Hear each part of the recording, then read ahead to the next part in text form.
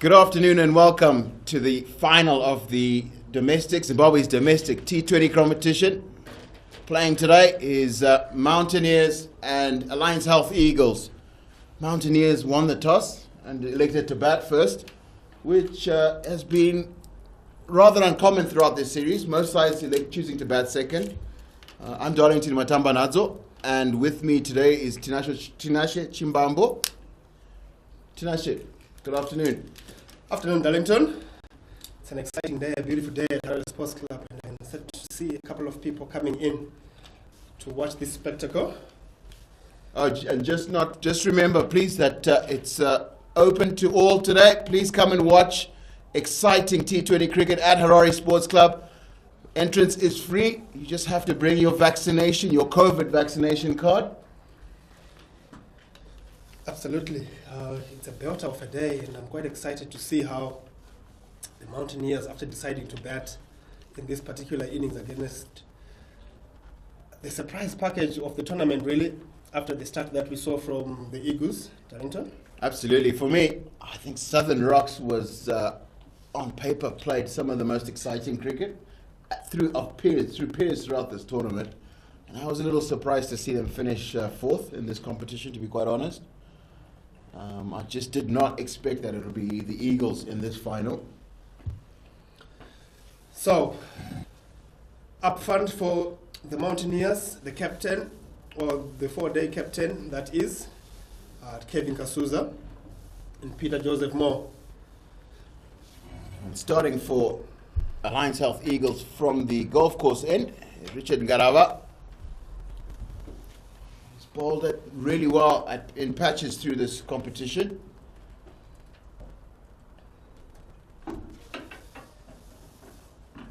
He's had a tendency to find some breakthroughs. He's bowled quickish at times, and still bowls one of the best bounces you see at Harare Sports Club consistently. Absolutely. Sometimes it almost surprises you because he doesn't look like the bowler that's going to come and try and knock you over.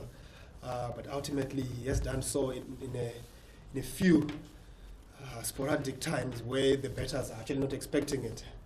But you have to deal with a Kevin Kasuza that has been looking in very good form, scoring at an average of 33 in this particular tournament. And he will be looking to try and maintain that strike rate of 127 at the top of the order. That usually does very well. If you can strike at that in the power play, it sets you up nicely. And what I've liked about the fact that he scores quickly, he does it playing very orthodox cricket shots invariably. Nice quiet start. Doesn't look like there's much shape out there from Richard Ngarava, who usually gets it to nip away from the right-handers. It does look like a good batting surface. It does. And Wellington Masaka, the captain for this particular tournament for Mountaineers, choosing to bat first. Obviously, the surface does look better than most of the surfaces that we have seen. It doesn't look like there's much grass out there.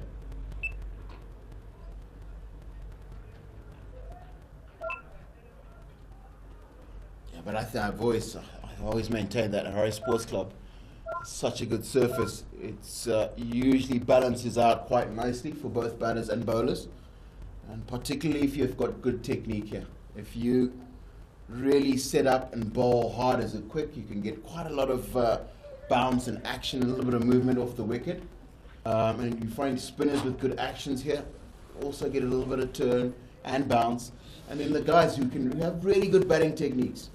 Who are prepared to usually start quite slowly and then accelerate as the game progresses. Once you've got the pace of this wicket, usually are very, very successful here. Absolutely. Peter Joseph Moore.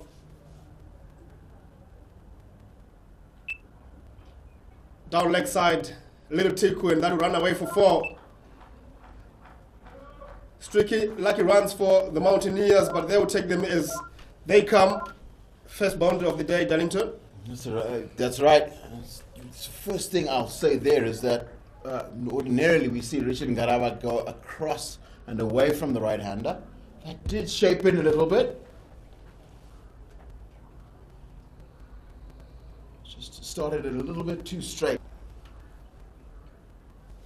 Yes, and the umpire today from the golf course end, Nkulu, signaling leg buys for that one.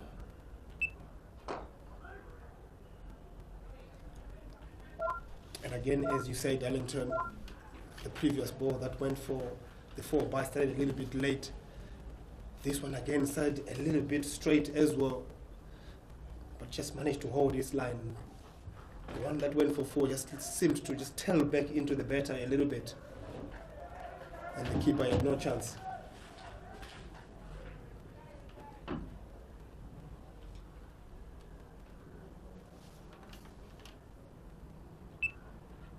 And that is an absolute beauty from Richard Ngaraba. Been saying he takes it away from the right-handers, and that's come back in sharply. Got in through the defences of PJ Moore, and he goes without scoring. Lions South Eagles get their first wicket with Mountaineers just 5 on the board, and Mountaineers 5 for 1 in the first over.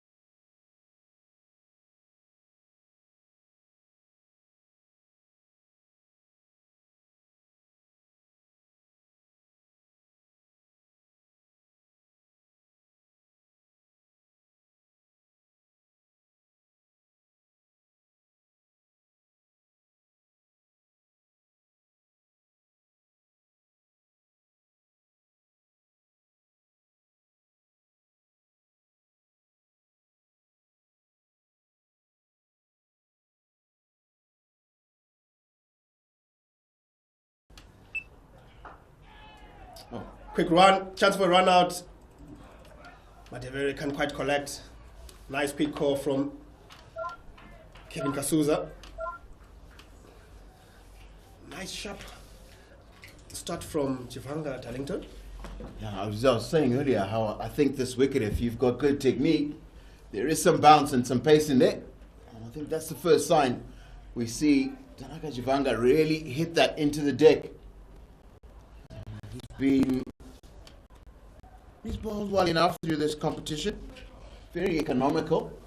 T20 cricket, if you see a guy go for 3.8, he's bowling well, and it's been particularly that length. Very, very difficult to get away if you're not a natural puller of the ball.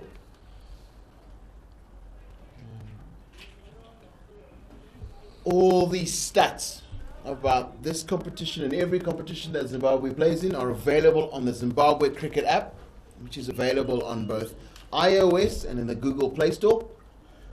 Please download and enjoy. Yeah, very useful app. Full straight. Could be a couple. Good fielding from Kutai Mahunze at square leg. That change up Darlington from that back of a length that he hit so well in the first couple of balls, and to go right straight down in the block hole. I don't totally agree with it. I think a much better option. You see the delivery that Ngarawa got PJ Moore out with. I think that is actually a better option, because to get a guy, push him back, and then get it full and top of off stump, it's actually a much better delivery. I think it's easier to pick it when somebody's trying to bowl into your block hole. It's a lot harder to keep out a ball that's hit the deck quite hard and hitting the top of off stump. Absolutely. And we witnessed there with PJ Moore, after a couple of average deliveries, if I can say, and to come back and hit that top of off and remove a better of Moore's ability is quite good. Oh, that's good wheels. It's just a little offline, a little bit too straight from Jivanga. But that really does look like a man who's putting a lot of effort into every single delivery. That is talking about the app, and on the app you are able to see the women's T20, all the T20 competitions that we have had for the men's and women's, and also the club cricket. All boards represented, Bulawayo Metro, whatever is happening in Mutare as well. So it is quite a useful app. So let's go on the iStore and the Google Play stores and get downloading. That is the sort of length that you are asking for, Darlington. Absolutely. I think that if you go back of a length, and that can be very difficult for just gut batsmen to make the adjustments. He's looking really impressive, this Chiwanga. You see, he looks fit. Nicely played.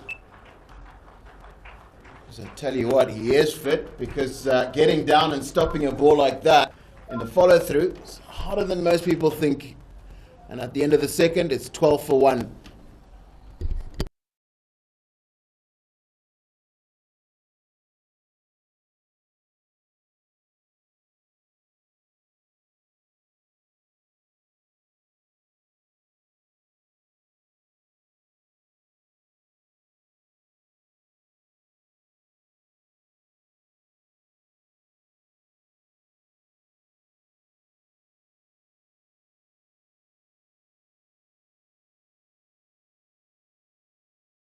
Our take his wicket in his first over. He's going to have been given a second by his captain, Chamu Chibaba, which makes quite a good sense. If you can get another one here, it can be very difficult for Mountaineers to actually get some traction in this game. They are going at 6. It's been very little off the bat.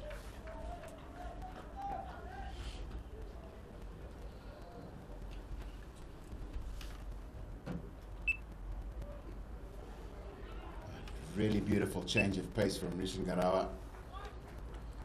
Just rolled the fingers around it. Unfortunately, he's overstepped. We see, looks like a free hit. We signaled. Really good thinking though, like he's mixing up his paces today, getting some swinging in, some carrying on straight. We see the first one he bowled. Kevin D'Souza went down, it was to Spencer Magodo, went straight on with the arm towards sort of first slip, and that one was a slow one.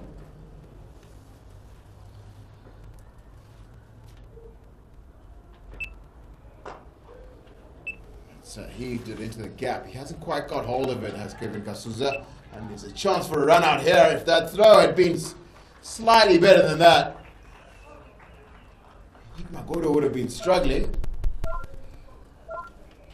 Absolutely, but that's nice positive running from Spencer Magodo, realizing that Tinashe Kamunukamo is rolling about and took the opportunity and took the arm on. I think from the way that we have seen the Eagles bowling, Mountaineers will need to do a lot of that. Pinch a single there, pinch a run there. Over the top. He's absolutely deceived him as Richard Ngarawa, but that's a good shot. Kevin Kasuza has just kept his shape. Not looked to hit it too hard. Not really off the middle of the bat, but it's 4 runs nonetheless. Beautiful shot, Darlington. I think the way that he holds onto his shape, Kevin Kasuza, enables him to play that shot and realizing that there's only 2 fielders out. And even though he was deceived in the shot, he went through with it, and the bat is good enough and the shape is good enough, it gets a much needed boundary.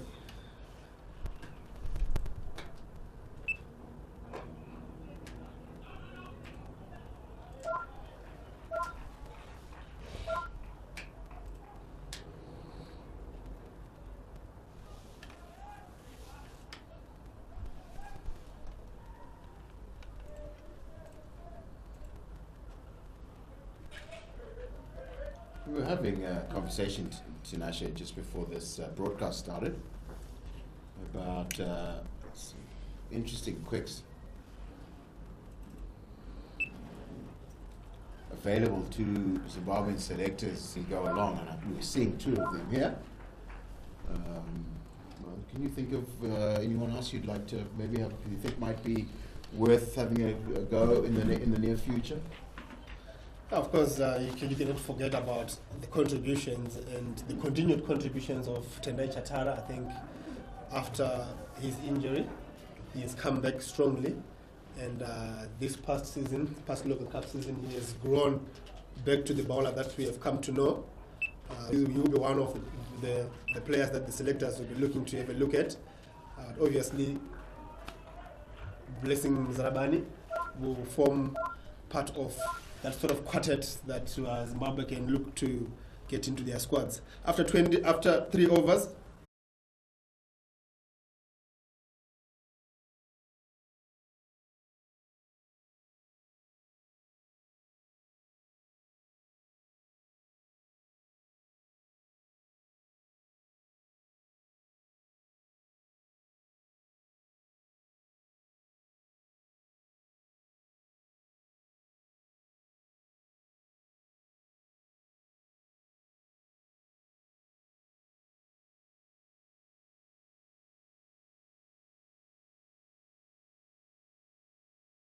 A little bit too straight. There's just a little bit of shape for Tanaka Jiwanga into the right-handed Kevin Kasuza. But again, it's just a very, very good length. And very, very simple plans.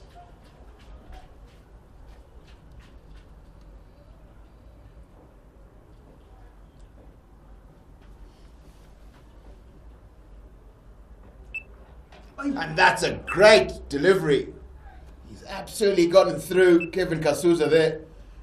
Quite a nasty bouncer. So we're going to have a little bit of a stop in play. It's now mandatory. Probably good sense. So the batter gets hit on the head, on the helmet. He has to be looked at carefully. That is really, really nasty delivery. Yeah, that did take off, did it, Darlington? Nice, sharp, well-directed bouncer, and Kevin Kasuza attempting that push shot, beaten for pass. As it is now mandatory to have a concussion check for those head impacts.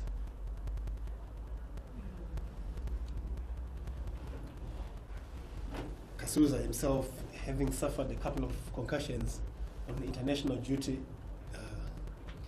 was hit at short leg against Sri Lanka. That's all right, and I think it was Brian Zinganyama came on as a concussion sub, got his test debut in that basically test match. Yes, so that is something that you need to be very careful about and make sure that he's ready to go before resuming. But we were speaking about the the quicks that are in and around the Zimbabwean structures, and who the Zimbabwean selectors try and probably monitor, and a couple of kids from the under-19 sides. Falau did very well in West Indies, comes to mind, and Kudakwashe Macheka and Trevor Gwandu from the Rhinos. I think we saw them operating in tandem. Really like the look of Kudakwashe Macheka. That's what, for me, just a little bit of time and he's going to make me remember great fast bowlers like Alan Donald. He has that really smooth and gliding long run up. It's just that's a very, very exciting prospect. And obviously we have seen for quite a long time now, and I think we've been speaking about the potential of William Mashinge and the way that he's able to actually bowl really fast. I think he will be one of the fastest in the top three of our domestic structures in terms of pace.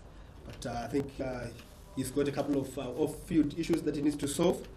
But I think he's a brilliant prospect as well, because he's still just young. He's 25 years of age, which is getting into his prime of pace bowling.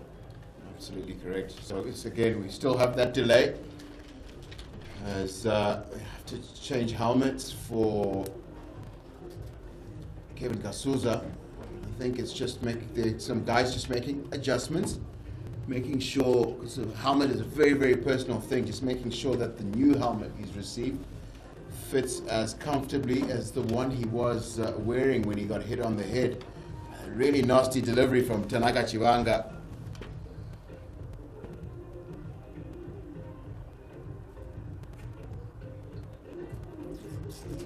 So at least it does look as though he's been cleared to continue, which is a really, really good sign, because you never, even though you do bowl bouncers, very few bowlers actually enjoy hitting a batter on the head, and especially if you do some kind of damage to him. At least we can see that it looks as though Kevin Kasuza has been cleared. Will continue.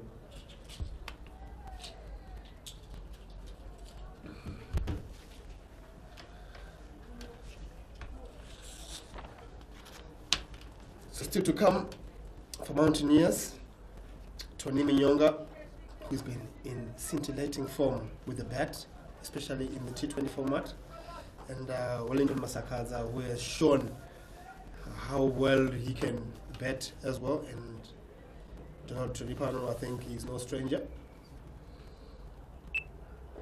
That we knew that was kind of coming, didn't you? Just hit a man on the head. But for me, again, it's the most obvious option.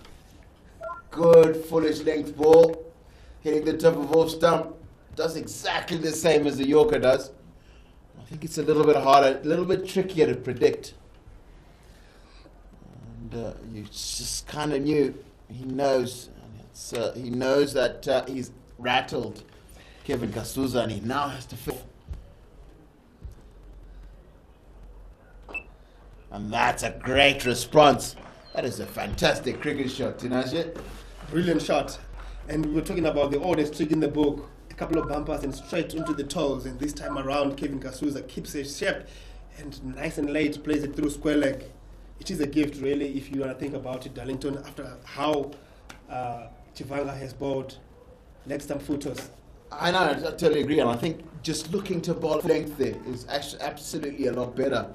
It's a little bit trickier to hit away, get away a fullish length, a good length delivery.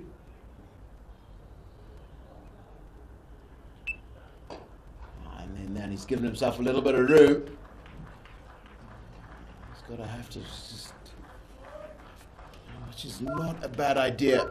If somebody's really got you struggling, and particularly in this format, it's often a good idea to just try and get boundaries away. Usually a captain will pull him out of the attack. Just the 4 per bowler in this format, so it's usually a good idea.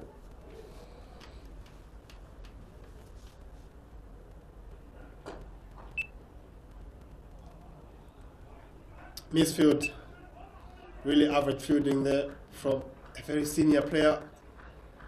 Gives Magodo with 2 very easy runs. That is Kudema Unze. Over 28 for 1 after 4.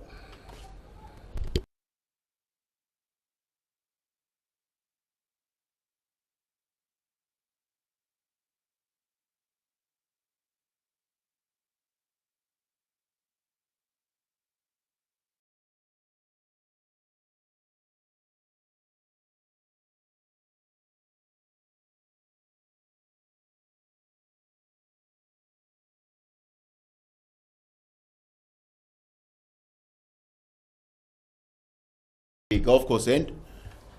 Young Brad Evans, who in this competition took a fifer. He's coming back from injury. He had an ankle injury playing tennis or something like that, I think it was.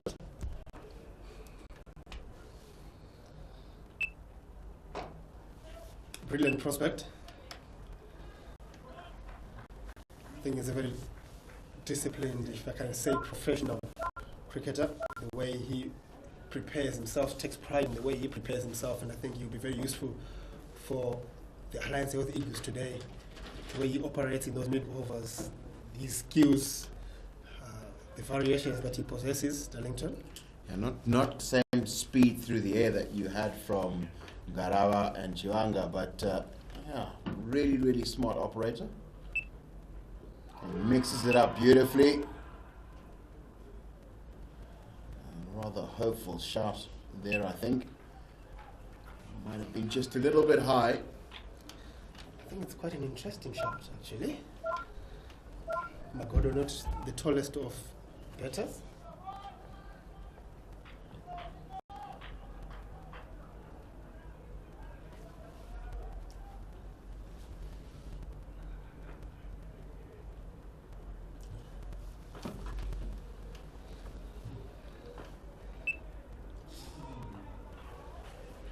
And I think you see that slightly slower pace. It's the first really, I suppose, really wild shot we've seen from Kevin Kasuza today. I think it's just that he realizes that Brad Evans isn't as quick as the 2 men who bowled before him. What he does have, he has this, he gets really, really close to the stumps. He tries to pitch everything in the line of wicket to wicket. That's a slower ball, and Kevin Kasuza hasn't quite got hold of it. He's made his intentions very, very clear. I think he's decided that Evans is the one that he's going to try and get away for a big over, 15, maybe 20 run over. Absolutely, and I think it is sensible after having dealt with and survived the 2 seamers that operated up front, and it is time for Mountaineers to try and find something more than what they have. And it's been bowled out in that process. What a ball from Brad Evans this time around. Quickish in the end, right straight onto this, as Darlington was speaking about. And Kevin Kasuza, sort of an agricultural heave, really has to walk back. Nah, that was not a great shot. Not the best choice. Very strong when he plays straight. But anyway, Mountaineers now are 32 for 2 after 4.5.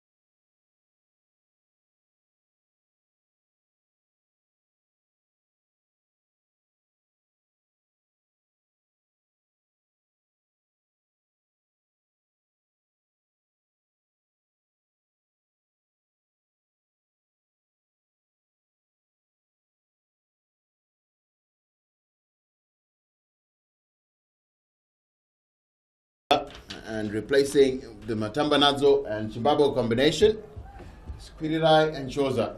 Larry and Stanley. Good afternoon, Larry. How's it stand? Brilliant fielding. Brilliant fielding, and it can only be Wesley Madivere. I'll tell you what, he is a young and energetic, but on top of that, he's one of the top fielders in the country, and there it is to see. That's the evidence. What a brilliant run out from Wesley Madivere. And at the end of the fifth over, the Mountaineers are now 32 for 3.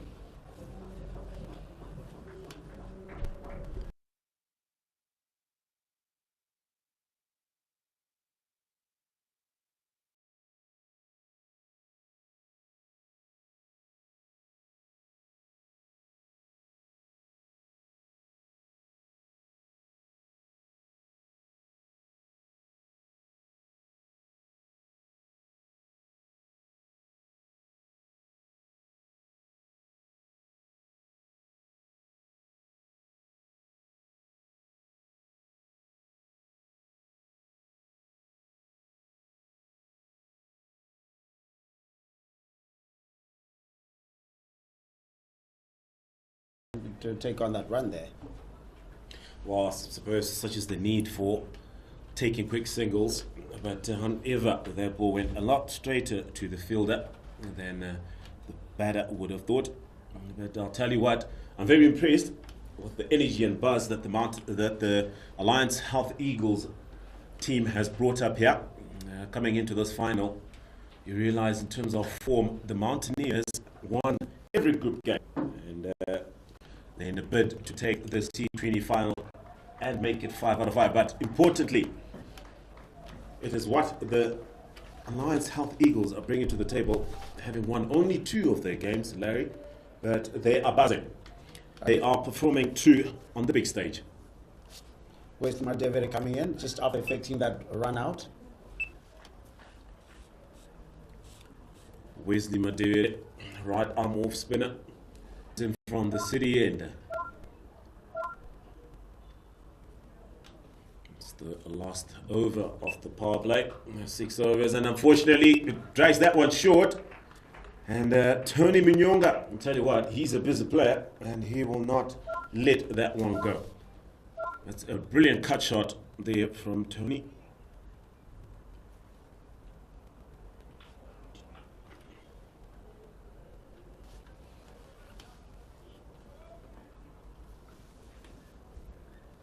If you just joined us, I wonder where you were, because you've certainly missed out on some brilliant action here at Harare Sports Club. The weather is brilliant for outdoors. And I'll tell you what, in terms of cricket, we could never have asked for a much better day, Larry. Yes, so if you're around the Harare Sports Club area here in Harare, obviously, you can come in to check out the action here at Harare. Admission is free, so as long as you have your COVID-19 vaccination card. A chance! And a back paddling catch from Kudzi Maunze. Wesley Madivere, if he's not running out people while he's fielding, he's also taking wickets with the ball. And it's the busy player, Tony Munyonga. And I know he will be disappointed. That delivery was there for the taking. Fortunately, perhaps just a change in pace. He didn't time it quite well. And to find the point of field on the 30-yard circle. So another one falls. Another one bites the dust for the Mountaineers. That's 37 for 4.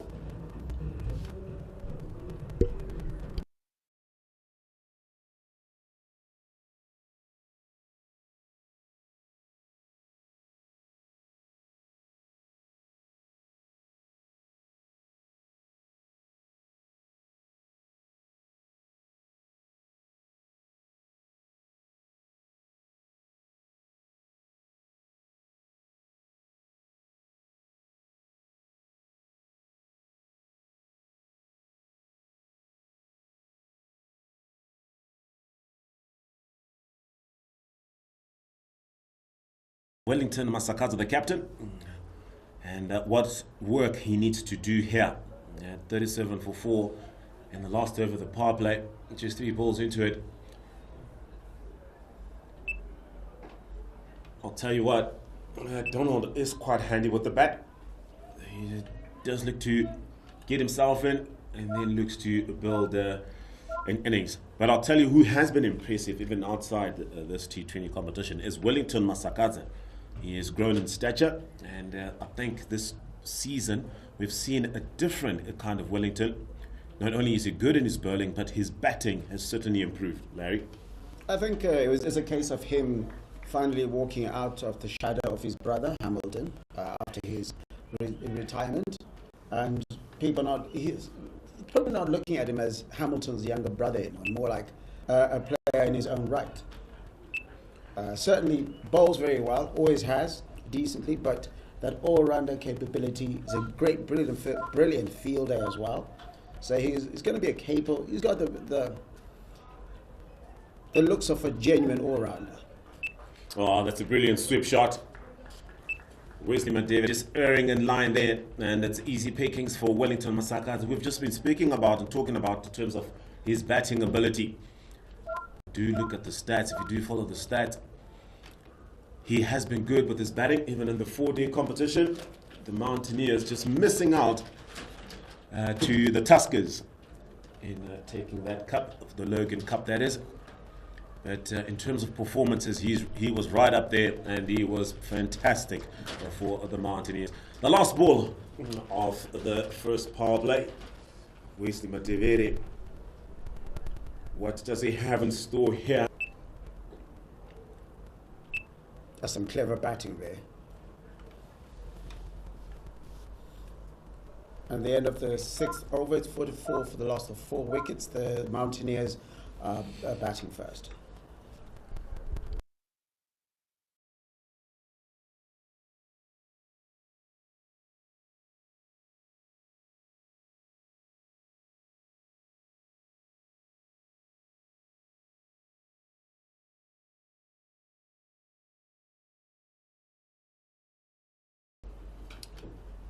While in the T20 batting comments and plans, there's always the talk of teams wanting to target a certain bowler. But up front, the Eagles had 2 brilliant seamers in the form of Richard Ngarava and Tanaka Chivanga, who were brilliant. Third seamer in operation now, Brad Evans. And there we go. Here we go. This is what he does very well, Brad Evans. He takes wickets unexpectedly. And this time he has bowled the captain. We were talking about his ability to bat, but only not today, Wellington. And he has to depart at a time when the Mountaineers were searching for somewhat of a comeback, needing a partnership with Donald, but unfortunately it's not to happen today. And Wellington Masakadze has to depart. It's the long dreaded walk to the changing room.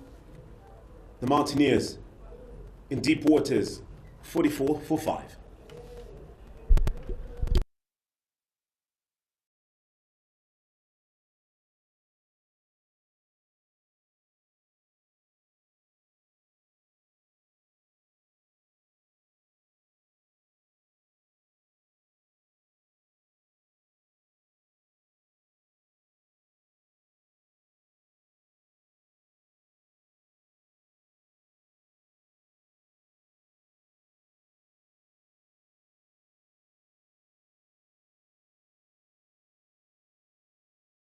Campaigner in Shingi Masakadze walks onto the park.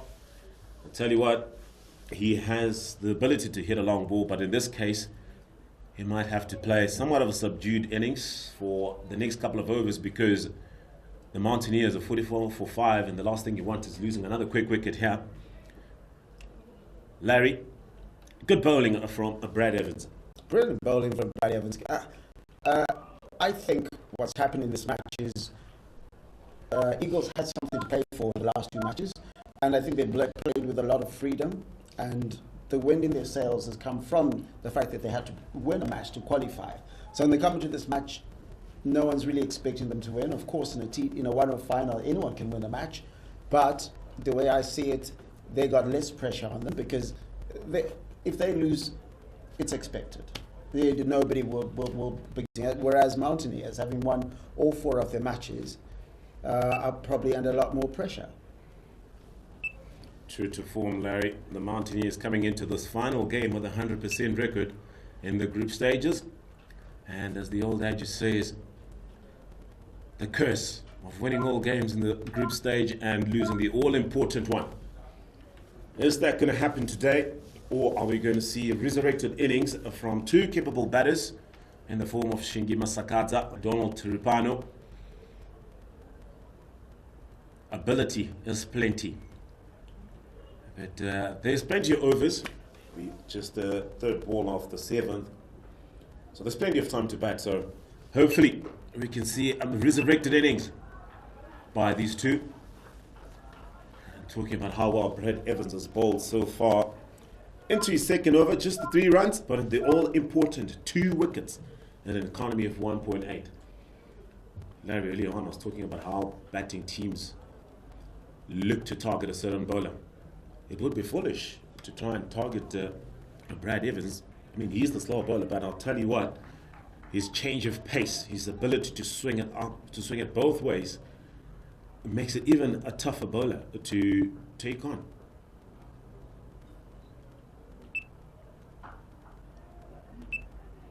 Also has very clever variations in length. That certainly is something that he's got in his armory.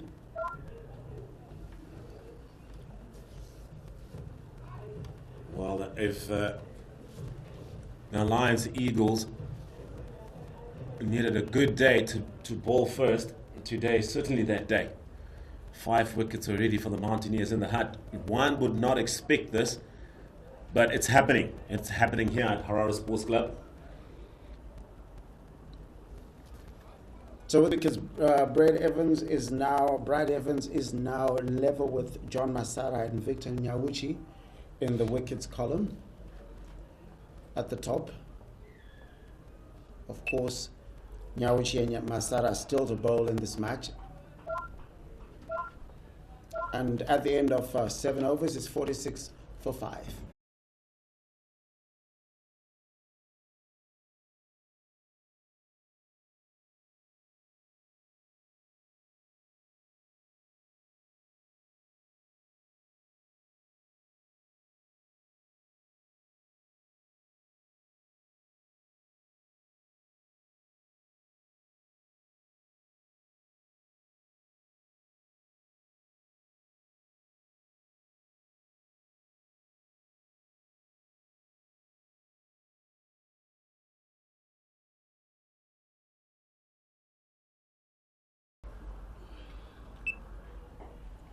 Heave from Donald Tiripano, attempted a sweep shot.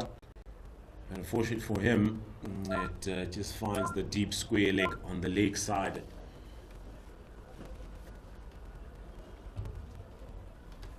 I'll tell you what, Donald Tiripano being to have the same aggression that his wife has for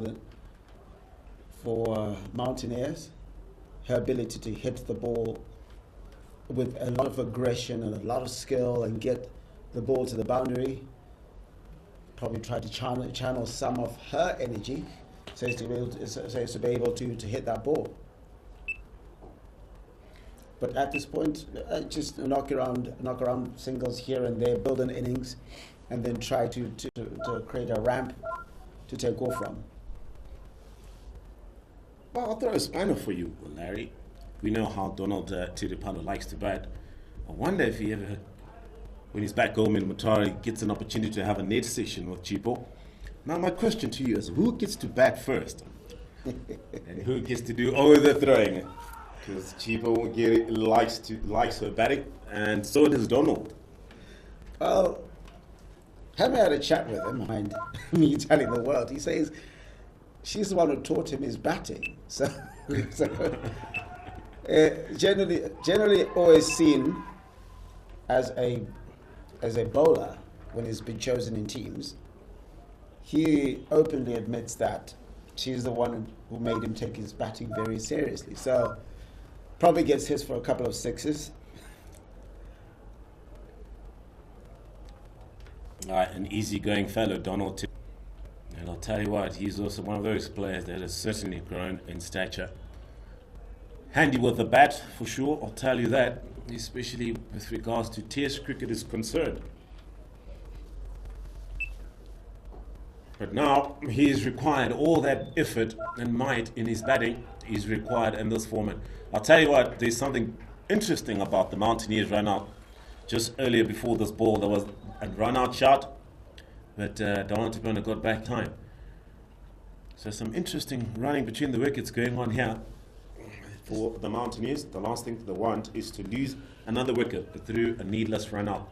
They need to calm down. There's still plenty of overs, and these two have the ability to bat.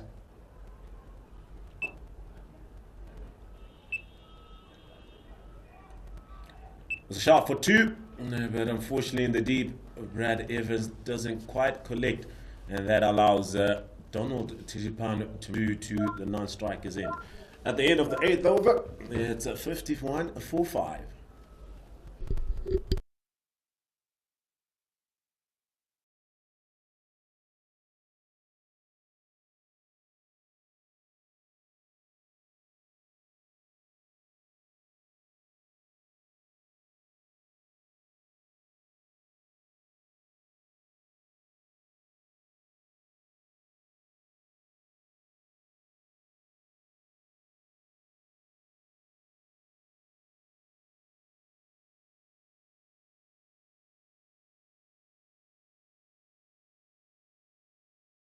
And Tinashe Chimbambo had quite an interesting conversation, Larry, with regards to future bowlers, young quicks in the country.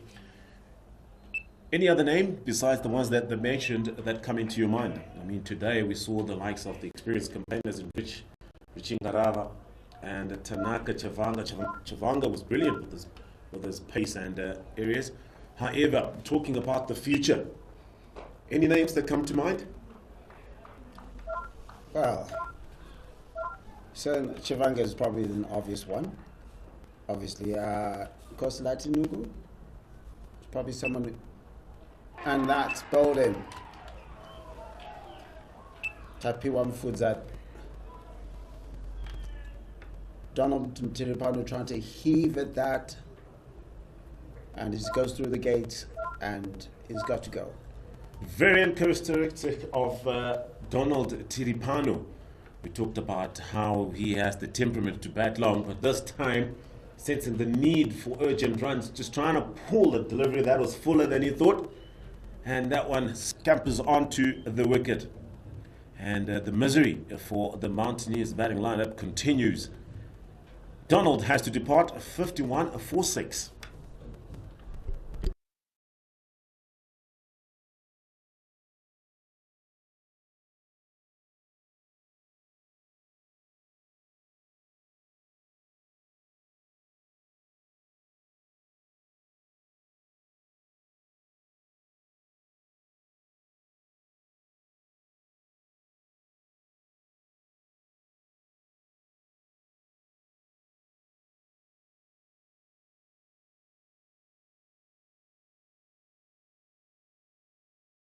Working. The Lions Hull Eagles captain Chamuchi Baba giving the ball to Tapiwa Mufudza, an experienced campaigner in the domestic side, and he's rewarded his captain with a brilliant wicket, getting Donald Tiripano bowled. I just think a lack of common sense here from the batters. They were going along quite nicely right at the beginning. And it's almost as if everybody thinks they need to go at 15 and over. And you just sort of like think, are there no cool heads out there? Well, a serious conundrum the Mountaineers find themselves in. I'll tell you, very uncharacteristic of how they've approached games in the group stage prior to this game. And I'll tell you what, anybody who else is watching this game will not believe what we are witnessing right now.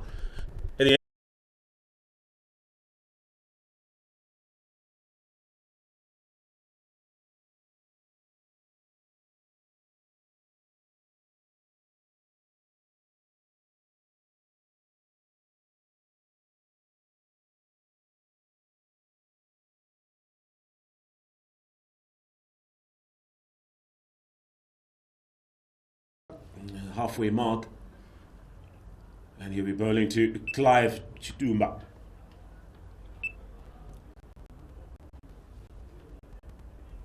I'll tell you what, all the hard work and responsibility now rests on the shoulders of Shingi Masakadza.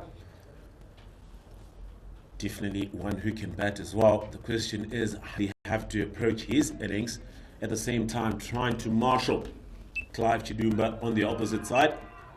I'll be shout.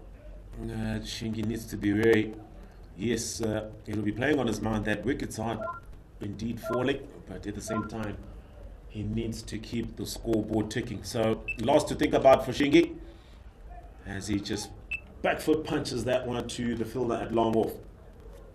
It's just the single of the 2 balls.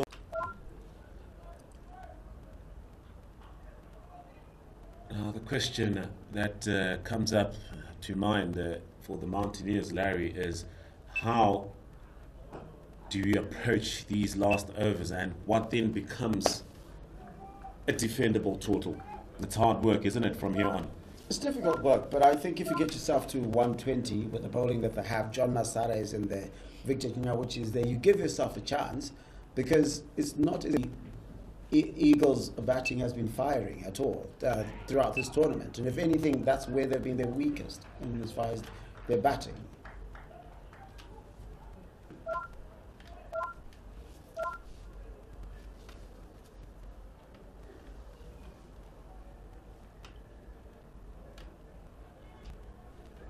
As we approach the break, this is the last ball of the 10th over, and Masakadza just gladly willing to defend that one. At the end of the 10th over, while we're taking a drinks break, it's 55-6.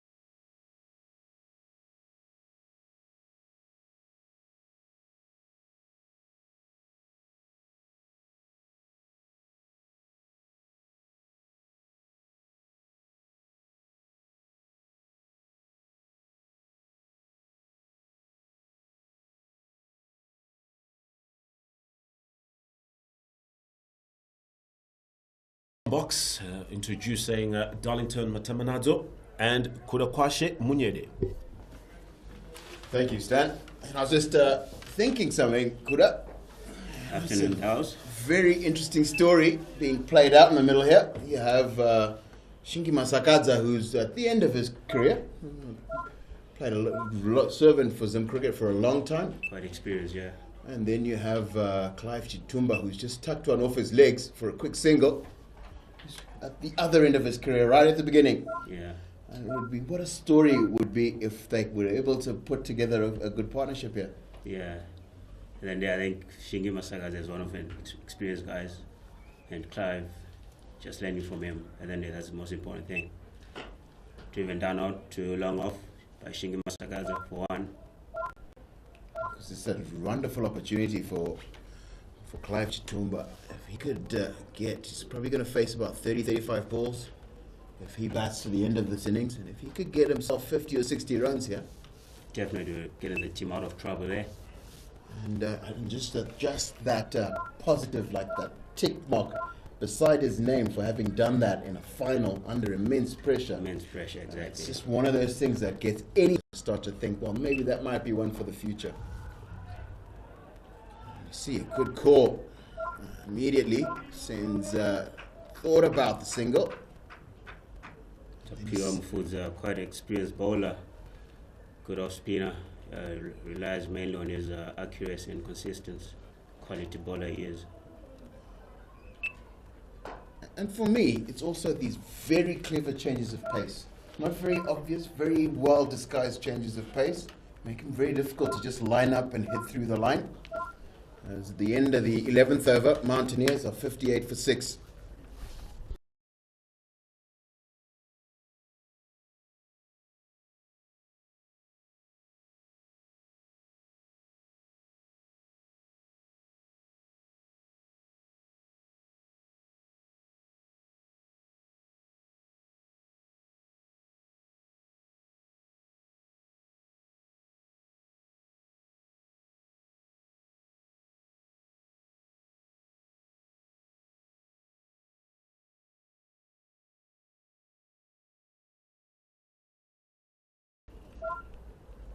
Clive Chitumba taking one to square leg region. You can see Clive Chitumba has a real plan here. Yeah. He's just looking to get to the other end. Take the strike. Quick one out chance. And that's It's given. Quality fielding from Chamuchi Baba there, the captain. Don't think the run was on there. just too close to Chamuchi Baba and on his strong side. Being another meter or two away from him, Clive Chitumba would have easily gotten home safely. Nonetheless, Mountaineers now in some real trouble. 59 for 6.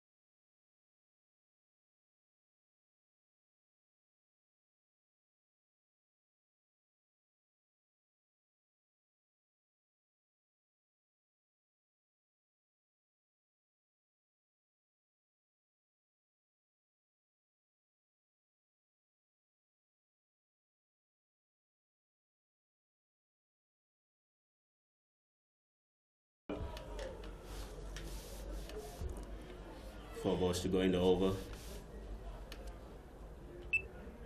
About. That's really clever. You can see that Wesley is really taking the pace off the ball. At Shingi Kalo Masagaza, it's been bowling a little bit quicker through the air. And the new batter is taking the pace right off. I think that's why Mountaineers chose to bat first. I think they're not making themselves chasing the total, but making their batting lineup by it down. I think that's probably right. Because usually runs on the board can create scoreboard pressure, but you need something healthy. Exactly.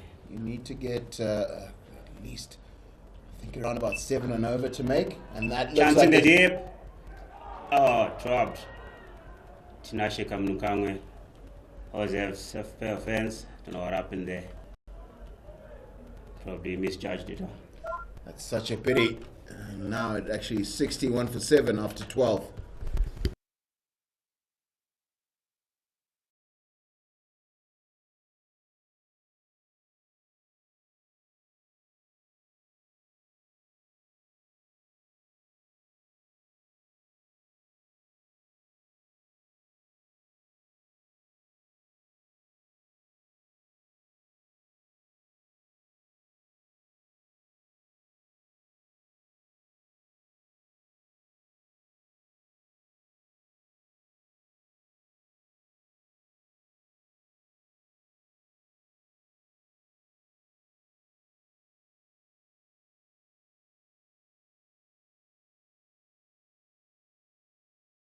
Up from the golf course end.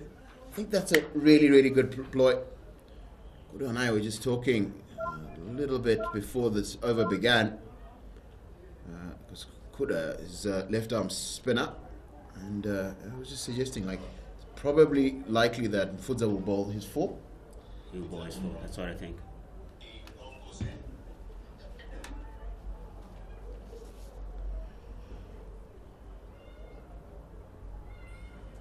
About good ball. Yeah, Mufudza is quite handy with the ball. Quite handy. He's got really, really good control. For me, it's his awareness. He really understands where to bowl. Exactly. At different stages of the game. Looking at his stats now, he's going at 2.8 and over. That's quality in a T20 game, mate, Donington. It's very outstanding performance. We've had 2 really, for me, bowling performances so far in this game. It's been Fudza in this particular patch. Yes. And then Evans for the 2 he bowled was really, really brilliant. I think the tone for me was actually set up front by the big left arm quick Ngarava and Diwanga bowled really, really quick. Setting the tone, I think, especially coming into a final, I think it's all about whatever you do first.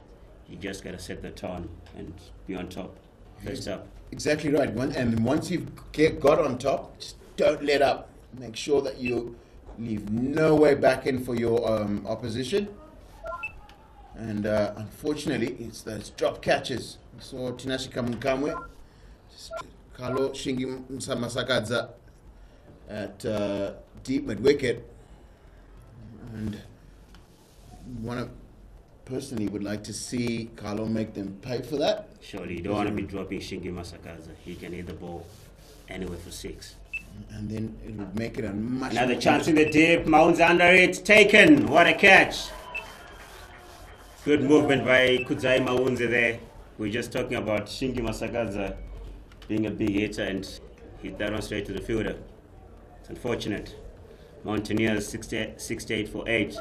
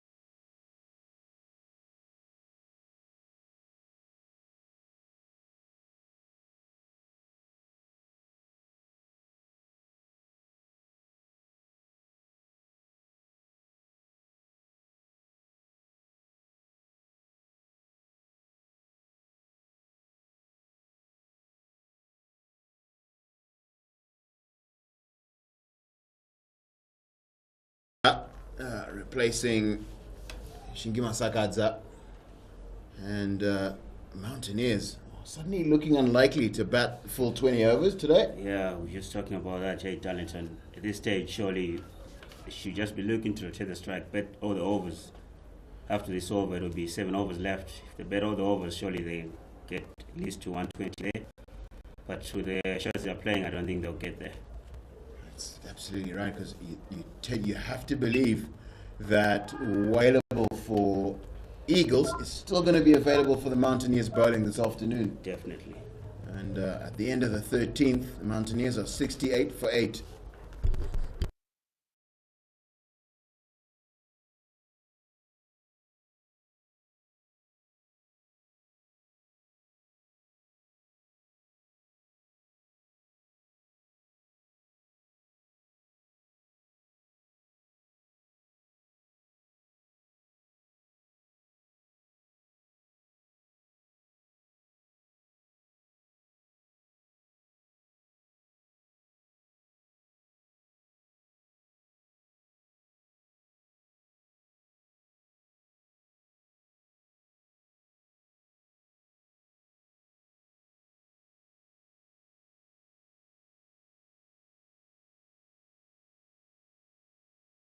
By Victor Nyauchi, that is an incredible shot.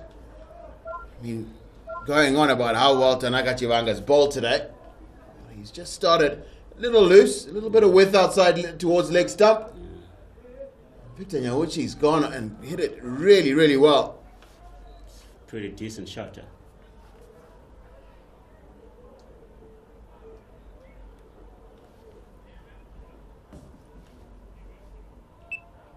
Power him. Tanaka Jivanga full and straight. That's all you need. Victor Nyauchi out for 6. Mountaineers now 72 for 9.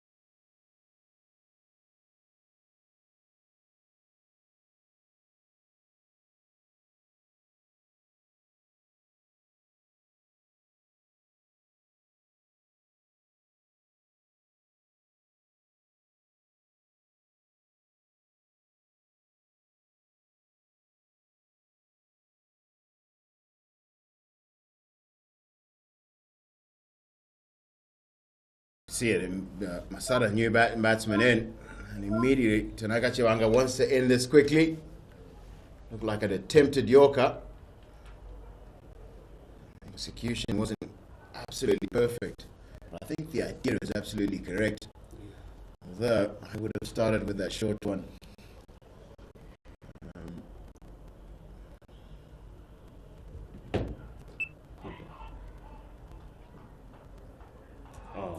Overthrow. Pretty bad from the fielder there, Wesley Madere. Very known for being a quality fielder, but throwing a bad throw there. Mountaineers 73 for 9. Projected score, Darlington. And so there shouldn't be many. It shouldn't. I think from here you have two players who aren't really bad. And it should be possible to bowl to contain them for long periods of time. Yeah. And I don't think anything shouldn't let them get past 90. Would be my own guess. But often it's a lot harder to get out tail enders than people believe. Usually Wow. not just one ball. You have to set them up. I'm thinking they won't get to 80. Perhaps. Still, just got to do the disciplines correctly. Definitely. Another wide one by Chivanga. This time you gotta keep the disciplines right, hey, Darlington. Simple things. I think it's just really good length. You just got to bowl good length and be patient. But as you're saying, it's difficult to take out tail enders. It is, yeah. You've got to let a tail But ender what get is it? himself out. Is it about the mind? What happens? No, I don't know. For some reason, bowlers think that I just got to bowl 3 balls at a tail ender and get him out, right? And I think often it's just about it and bowling good length and let a tail ender because he's not picked a bat. So if you bowl enough good balls at him, he's going to get himself out. So at the end of the 14th, Mountaineers.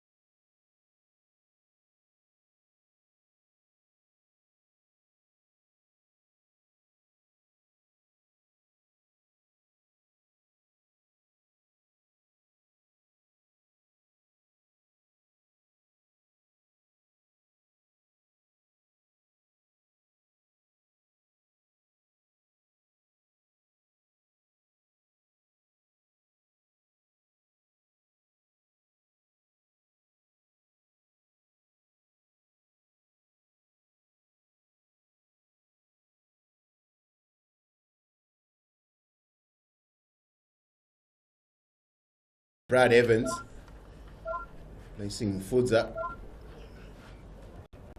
I think it's just a question of being really patient and really precise. Just get enough balls in the right area.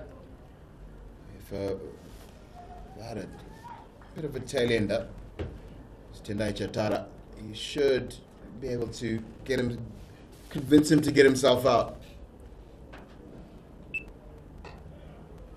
Quick edge down to third man for 1.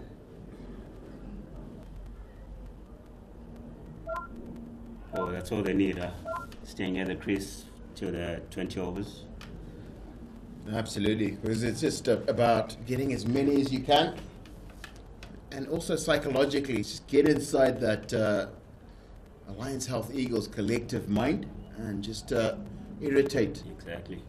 Just, every run counts in a situation like this. Every ball is important. Remember that. I don't think these can alter enough in the afternoon that if Mountaineers bowlers bowled well here, they should get the same sort of results. Should be able to make it hard enough for the Alliance Health Eagles. Well, I think they'll be able to do that, but also looking at the Mountaineers batters, some of the shots there were just bad. Couldn't really understand. There was, for most of this game before they started losing wickets, they were easily scoring at just over 7 runs. And it seemed as if they just started to decide that they needed 15 or something. Oh, about quick run out chance. Safe.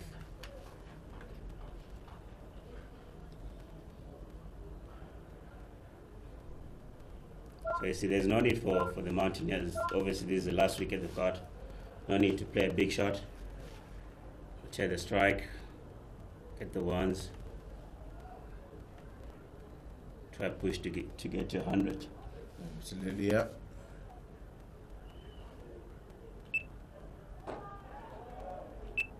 driven down to long on for 1 to Daichitara.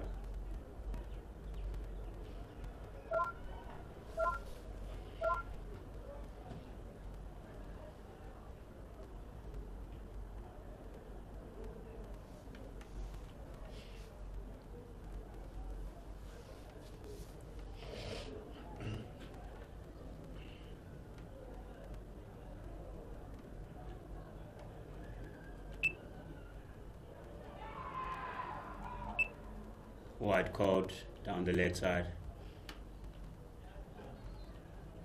Bowler jumping, but the umpire not interested. He did see. Surely that's a trick, huh? And I think he looked like he really thought that there was a sound there. That Brad Evans, even keeper Walsh was quite interested until he saw the umpire give that wide.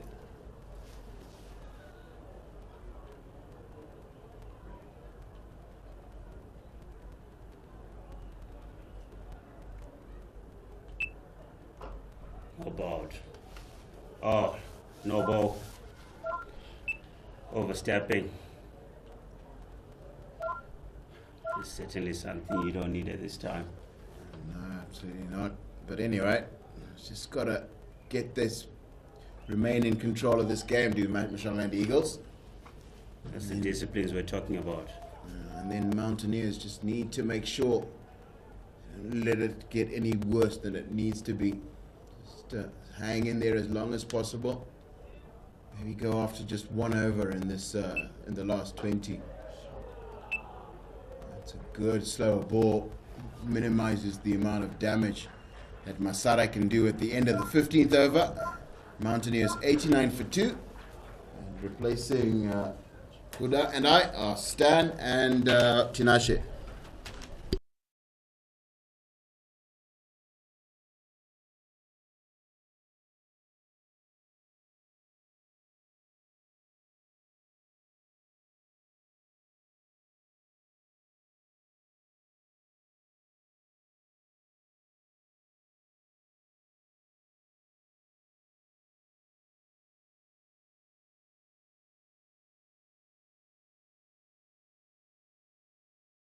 Not a very pleasing afternoon, Stanley.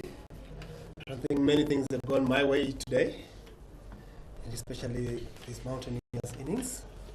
Definitely, Tinashe. As we see Tanaka Chavanga looking to wrap up the innings from the city end. He's been good, hasn't he? They've been brilliant. Oh boy. The Eagles have been smart today, but just a couple of overthrows every now and then, but no damage done. Yeah, Chavanga has been brilliant.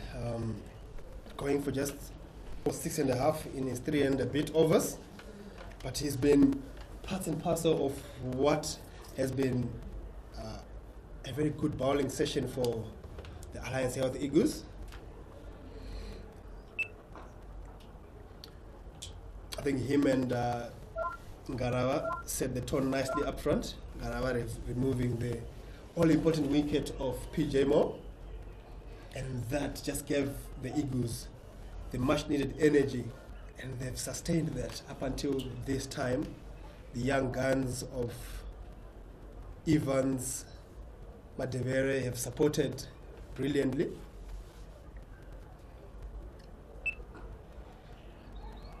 Could this be a run-out chance? No, unfortunately, that will just the anchoring onto the batter, John Masara.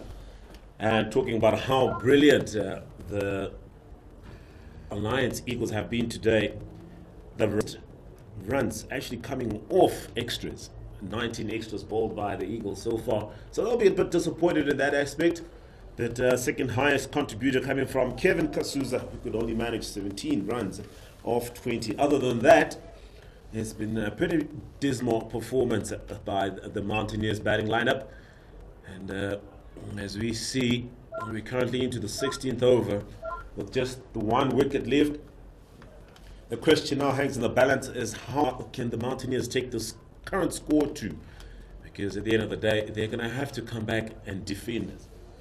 Absolutely, and I think this partnership here of 12 runs between Masara and Jatara is what we could have been hoping for from a number 6 and a number 7 batter. You know, the way that they could have tried to salvage this innings, as we see another wide, moving those wide to 20.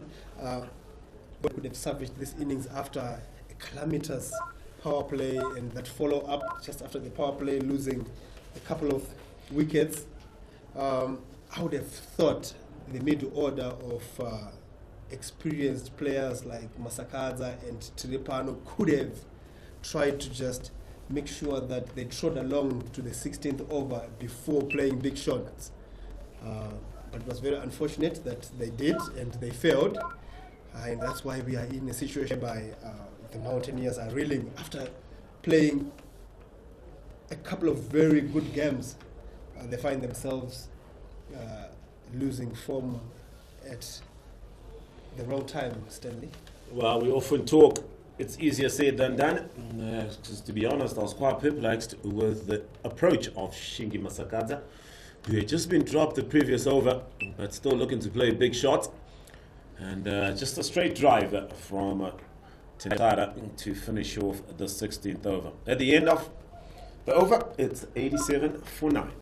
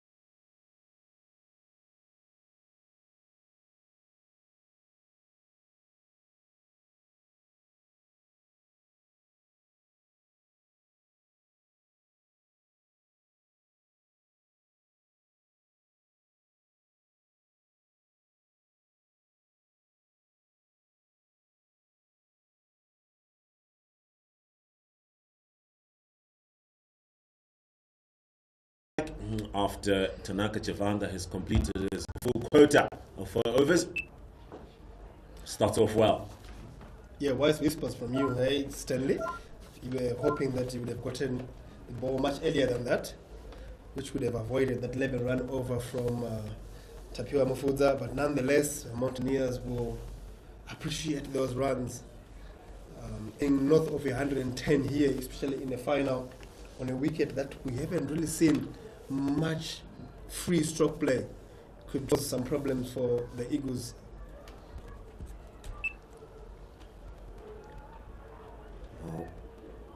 I'd like to see Richard Ngarava bowling full and straight. It's the last wicket. And just going through the bowling scorecard for the Mashana and Health Eagles, it's been brilliant. Richard Ngarava so far, just 10 runs off his 2 overs. He's into his 3rd. Tanaka Javanga, who's completed his overs, 4 and just gone 1 wicket. Brad Evans, brilliant. 3 overs, 10 runs. Wesley Madevere, 4 overs, 23. And Tapiwa Mufudza, 4 overs for just 22 and 2 brilliant wickets involved in that spell. Nice look to that cards. If you don't look at the extras bit, because amongst themselves they've contributed 22 runs to this 98 runs from the Mountaineers. Ultimately, the Eagles will be happy about the way that they've conducted themselves as a bowling unit, but they would have wanted to improve on that extras column. However, I've been bemused by the short selection, the lack of application from the Mountaineers coming into this game without a loss and looking like the team with the best form guide into this game. What would you have done differently after the loss of those 4 quick-fire wickets? Well, like I said earlier, easier said than done. This game of cricket can be funny. You would have thought the senior campaigners would have taken charge because they had lost quite a lot of wickets before the break. One would have thought perhaps trying to take it deep, and hence why we keep talking about and using Shingima Sakaza as an example with regard to short selection in those 2 following overs that eventually came out. One would have thought he would have rotated the strike, trying to take it as deep as possible. He was the last recognized batter. He is the big hitter in the team, responsible to be batting at periods like this. But unfortunately, it's not. But it wasn't to happen, and hence the Mountaineers find themselves in somewhat of a conundrum, and they have to make do with whatever they get from to be a bonus in this last 3 overs. Another single, and they will take it gladly. Absolutely, and I've been very impressed by John Masara. I think we were speaking off air about how he has grown as a bowler into this tournament. After 18 overs, 99, 1 short of 100 for 9 wickets is Mount.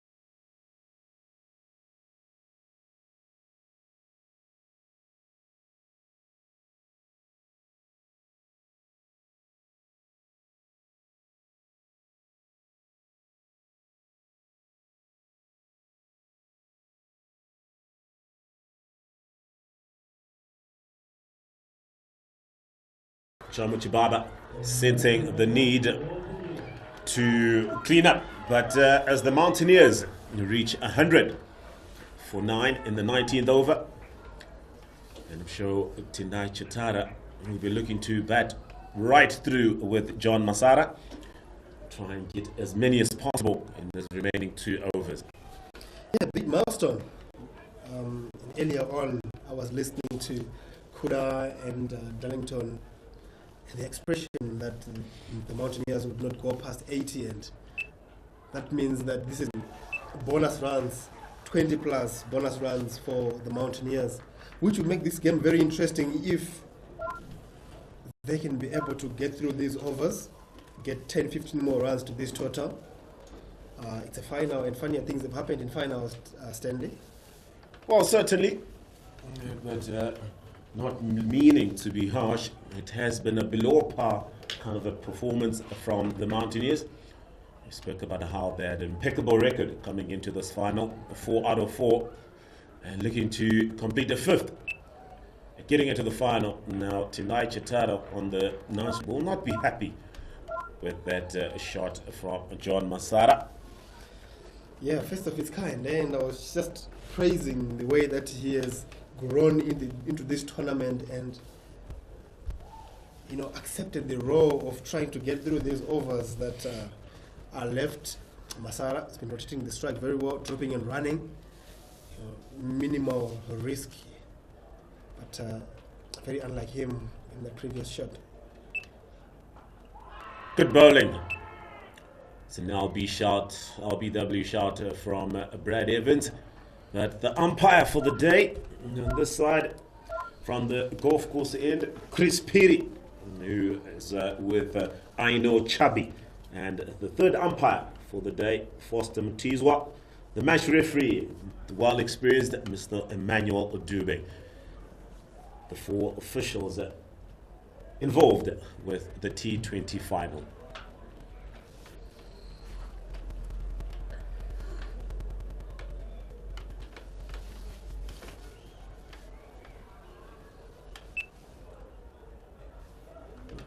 Tendai Chatara himself, a swing and a miss. It then becomes hard for a senior player to then instruct a junior player what to do, isn't it? Absolutely. When you yourself are on strike, and then you swing and a miss.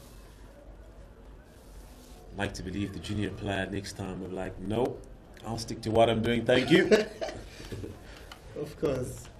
But obviously, nearing to the end of this innings, 7 balls to go in this innings, Chatara might be thinking, let's try and get as many as we can get. But he's better off, well served, playing the low risk shot that have served them very well up to this stage. The Mountaineers, after 19, 103 for 9.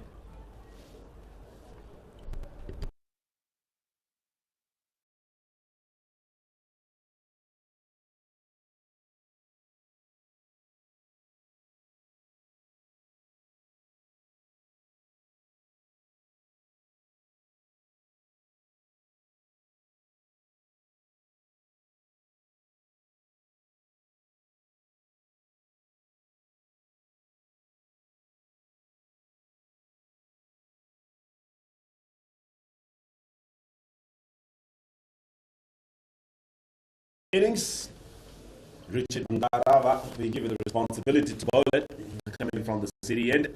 Tendai Chatara on strike. Good off drive, but unfortunately the fielder on mid-off is on the circle, on the ring, and that ball just goes straight to him. And Tendai Chatara retains the strike. One would have thought this game would not have gone this far, isn't it? And talking about the partnership, this is the biggest partnership so far, 31, yielding 31 of 35 deliveries, with the second best just 27 of 25. Good bouncer from Chitngarava, and umpire signaling it's not too high, so he will not be warned or cautioned for the over. Talking about partnerships, Tinashe, this is the best they've done, 31 runs so far. Yeah, 35 deliveries. Absolutely astounding the way that they've managed to actually create this partnership, build this partnership, bet within themselves. Poses a lot of question for the batters that came earlier. The way that John and Tendai Chatara have applied themselves, the quick singles they took in the cycle, the way they judged how they were going to go about this innings, give you a lot of questions on if the earlier batters, the better batters, the more talented batters earlier on could have done better in their shot selection. if Donald Teripano, with the skill that he has, if Shingi Masakaza, the skill that he has, the power that he possesses, was still betting at this time, they could be having some good fun.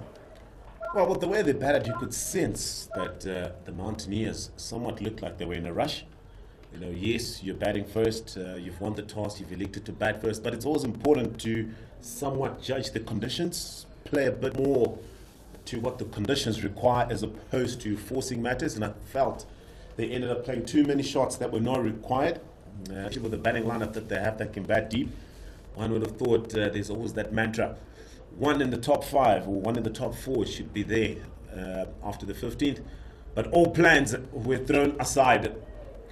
Is that a catch? Could this signal the end of it? But no, not even the quickest fielder in the park in Wesley Madevere could get to that one. Tendai just getting 2 runs in that shot. It's been a good over so far. Richard Ngarava knows Tendai very well. They both national team bowlers, so they would have bowled at each other in the net. And they know each other's weaknesses. And Richard Ngarava just sticking to that short ball and back of a length attack. It's worked so far. Just the one ball into this over. The umpire just asking Richard Ngarava to stop in his run-up. That can be annoying, but I know Chubby rightfully doing so, as the wicket keeper was not in his position. So he will have to restart. On your marks, get set, go, Richard.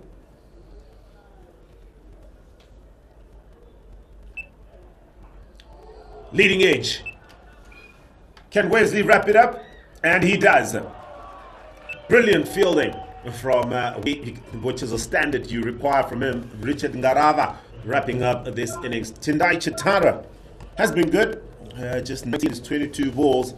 Finally lets loose and tries to flick Richard Ngarava to the leg, but getting a leading edge and well caught by Wesley Madevere. So this ends and wraps up the innings for the Mountaineers.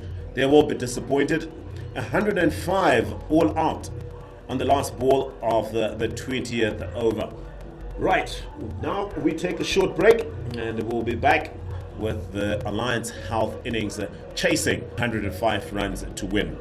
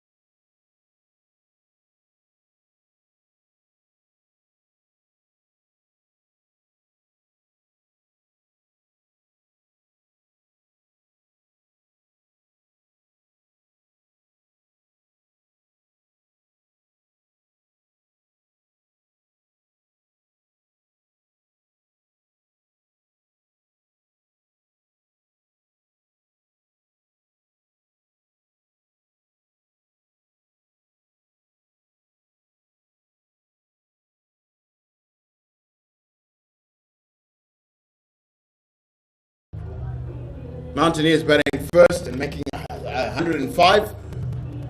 Eagles now begin their run chase. Need 106 to win. Kuda and I, just before the change in innings, we're talking about 140 as a good target in this game, on this wicket. About 35 runs short. Definitely. I think the Mountaineers, I think they threw the wickets away. No, they didn't rotate the strike well. And then they, obviously, we're playing T20, but look at it, if you go 6 and over in a T20 game, you're getting 120 runs easily. So obviously, in any over, you're going to get that old bad ball, hit it for a boundary. 7 overs, you're going to go for 8, 10, and obviously one big over, you can go for 20 or 15. And I think the shots that they played, some of the batters there, I think that was bad selection. Absolutely. And then the other really important thing, it sounds like you're saying to me that just by playing really, really sensible cricket, Mash Eagles your favourites to win this game? Obviously, if Mash Eagles bat well in the first power, for me, playing a T20, if you bat well in the first power play, lose at least 1 wicket, and you've got at least 40 to 50 runs, you close into the total easily. But if they lose wickets, obviously we've got a game on our hands. Absolutely. So it looks like Wellington Masakadza bowling from the golf course end.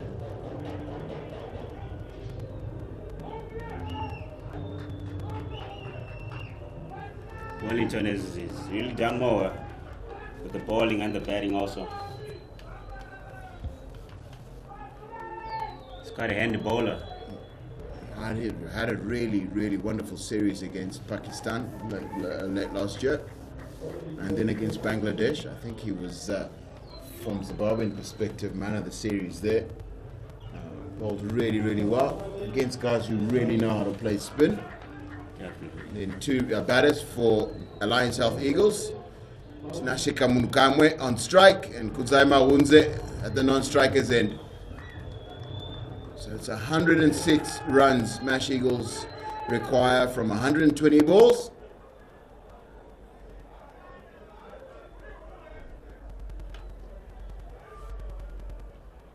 See a really crowded offside field for Wellington Masakadza. Yeah. 2 men behind point, 2 in the covers and 1 at mid-off. And then 2 behind square on the leg side. Short fine leg at square leg, backward square leg. And then a deep long on the boundary and a deep mid wicket. Quite straight. See, clearly says to us he's going to be looking to bowl a little bit outside off stump. Good start by Wellington there. Right length, that's the length you look to bowl. And he puts to go after you there will keep his wicket away.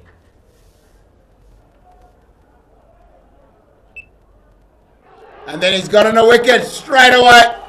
An absolute beauty. He's got the first one to nip away a little bit from Kamunu Kamwe, and that one has been flatter and quick. Bowled into the wicket. Knocks back the leg stump, and Mash Eagles lose their first wicket with no.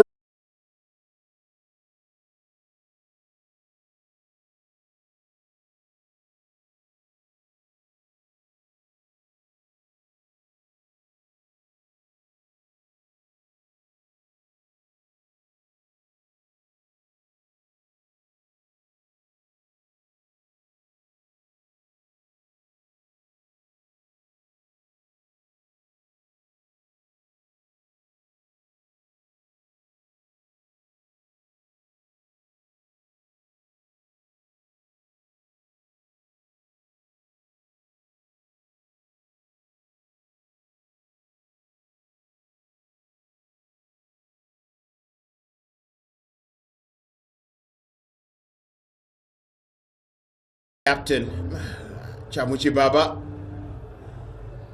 has got a lot of work to do. You were saying earlier about how important it is to lose just the one in the power play. So, according to Kuda, Shonland Eagles cannot lose one more wicket in this power play.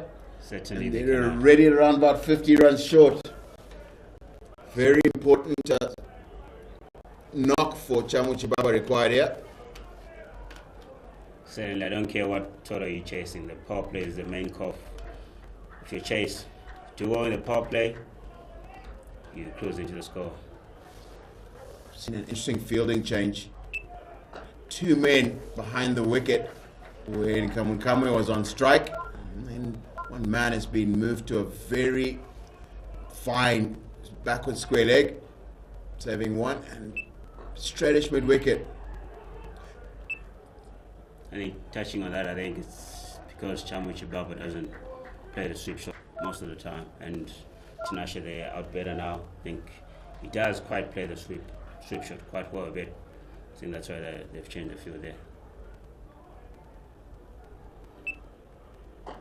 Shot. Straight to cover, no run. And it's start by Wellington Masakaza there, Darlington. Very good, and what it is he set that field, make it very difficult to get a ball through that extra cover region. Got to play a very, very good shot to get it away there. And no runs made in wicket to start off the Alliance Eagles innings. None for 1.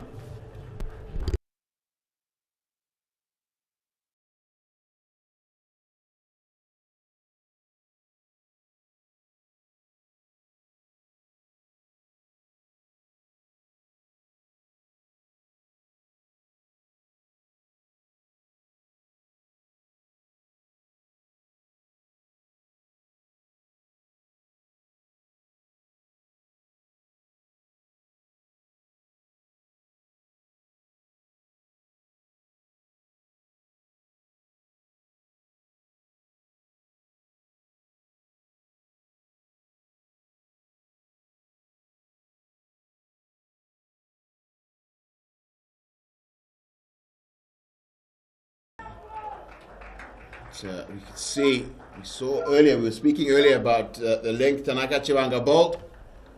Something similar for Tendai Chatara.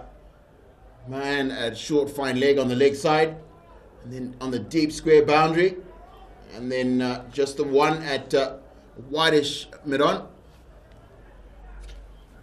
Suggests that he's mostly going to be bowling short, well at least to Kudzaima Unze. There's been a change now that Chamu Chibaba's on strike. Plays the pull shot really, really well. So Chatara has sent the fine leg back and brought man into a straightish wicket, which suggests he's going to be looking to bowl a little fuller at Chamu. Yes, the normal length.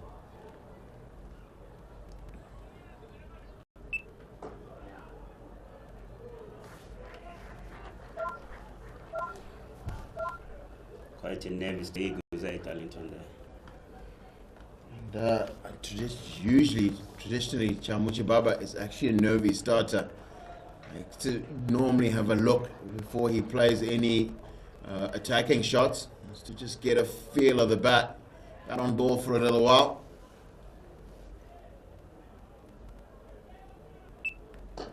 Shot, straight drive, only for 1. Didn't quite time it. It's a good shot. Didn't quite time it there. It's quite full, and again, it's just that little bit of tentativeness as he starts out. When he's starting out, it's Chamu. Really get a big stride at it, and really try to get the bat through that delivery with any intent. Just wants to have a feel, get a sense of what's the right way to play on this wicket. Ooh, good ball. Tendai Chatara looked like came back in, hitting his length nicely. Yeah, Darlington, just thinking, Mountaineers, they got their best partnership was like, I think, 32 or 31. So I think if Eagles get one partnership for 50, I think they're closing this game. Huh? Probably. It's just that, and the thing is that you get that partnership with 30 plus. If you get it early on in the game, it should be Eagles all the way then. See that Monze looks like he's looking to get at it off the front foot. Yeah. And Tendai Chatara's got a very clear plan here. He's just not going to give Monze anything to drive. I think, as Stanley was saying, I think it's always easier said than done, but when you are batting, I think it's all about partnerships. Build a partnership, you get runs on the board. That's obviously losing wickets. You're not going to get partnerships. It's as easy as that, yeah. It is. And But then, as you say, it's easier said than done. yeah, but this is the crucial partnership because you can't let Mountaineers get another wicket here. And the score is not big enough to be really What a worrisome. shot over the top. Kutai Maunze. 6. Quality. As we were just saying, that's where he's going to be looking to score most. And Jindai Chichara over pitches a little bit. It's 8 for 1 in 2.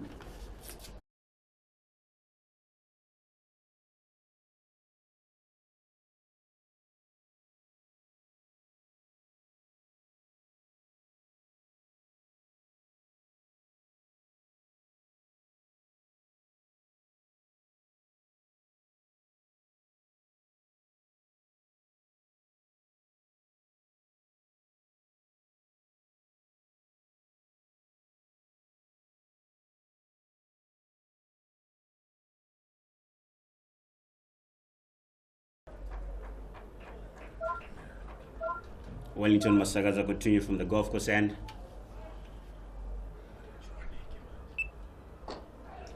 Over the top. 4 runs. Look like Wellington Masagaza got a hand to that. Hey, Darlington. Definitely did look to get a hand to that. A little disappointed in himself. That would have been such an important wicket. Chamuchi Baba did not quite get all at once. Didn't quite get the elevation he was looking for. Tough chance. But I think in the final, he was. The ones that are going to move things towards Mountaineers, they've got to take some chances like that when they come. See Chamuchi Baba giving himself a little bit of room, trying to find a gap square on that offside, very crowded offside. 4 men in the region between short third man and extra cover. Quick single taken. Good run in between the wickets. He's got his placement absolutely right. Just absolutely bang in between Tendai Chatara at a straightish mid wicket. And Victor Nyawuchi, who's at a backward square leg. The first game that the Eagles won, Kutai Maunze and Chamuchi Baba are really better all together. I think they got like 115 partnership, if I'm not mistaken. Something like that would be really important here. You see Maunze prays the sweep. Immediately you've seen that the field has been changed. You have 2 men behind square on the leg side. Tendai Chatara has moved from straightish mid wicket into a short fine leg.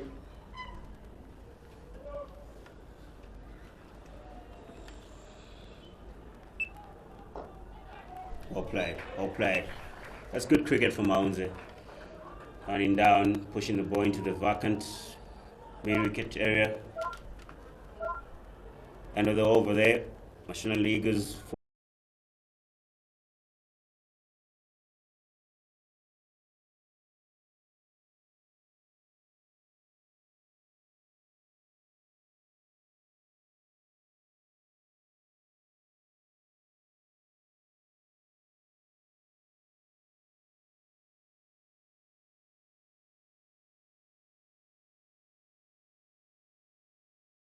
The end, Victor Nyawuchi enters the attack for the first time in this game. Saw a really wonderful 6 over wide long off from Maunze. Very strong when he's going down the ground.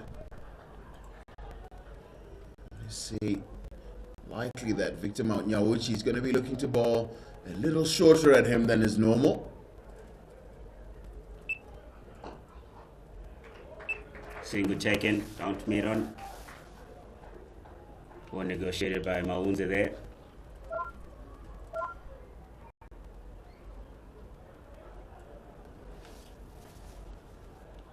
Interestingly, we see the same for Chamuchi Baba. Man, a deep backward square leg.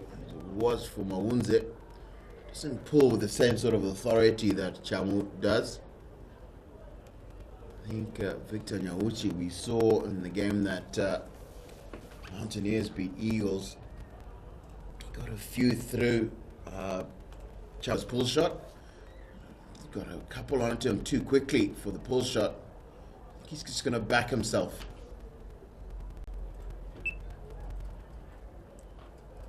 Wide, down the leg side. Extras is not what you need, Not at especially when all. you're defending a low score. Not at all.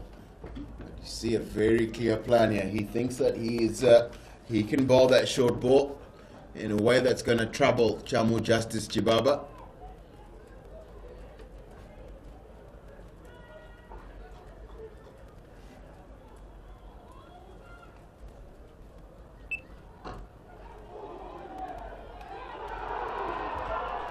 That is a drop catch. It's a very, very difficult chance. Victor Nyauchi's bowled a low full toss at Chamuchi Baba, and he's had it hit back at him quite firmly. Managed to stop it. That is looks like John Masada, who's had to cover quite a lot of ground to get to that. Had it in his hands until he hit that very hard section. Extra wicket, at a really big hit wicket here at Harare Sports Club. Ball bounced out, but it has to be considered the second chance that Definitely. Mountaineers have put down. Definitely. Good land there from Victor. What I like about that is that it's been changing lengths at him. He's not One being- length full, one length a bit short. Definitely. Make him have to work really, really hard to make these runs. Not being predictable. Very good bit of display of bowling from Nyauchi so far in this Alliance Health Eagles run chase. Victor Nyauchi gives it everything. Whatever game he's playing, even he's playing club cricket, heartedly. Good length once again, back of a length, hitting the bat hard.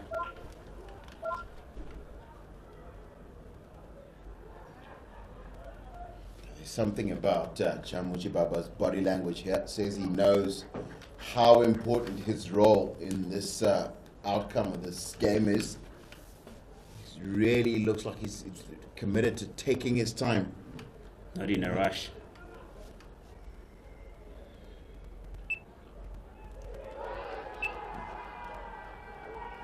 And that is being out, caught behind. Cannot see how that is possible. Looks like Chibaba's bat was nowhere near that delivery. But we were talking earlier about how Nyauchi backs himself to get the short ball through Chamuchi Baba's bat defenses. And Alliance Health Eagles now are 16 for 2. And as you are saying, variating the length.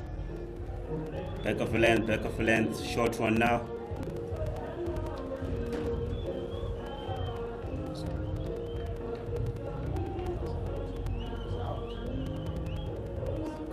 It's hit this thing here. It's hit that Chris Gale thing. Nah, ways, mate. I disagree with you.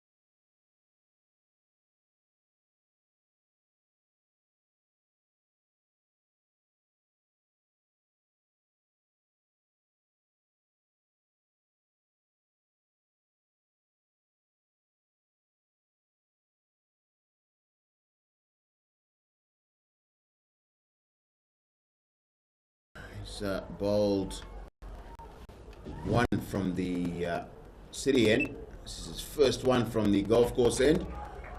You see that really hard length straight away to Kudzi Maunze.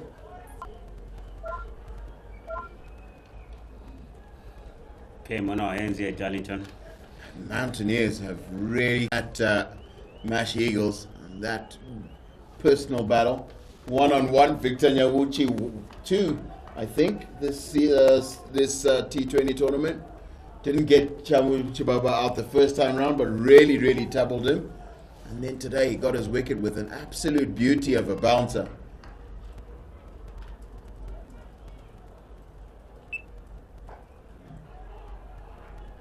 And without wicket, he becomes the highest wicket taker with 9.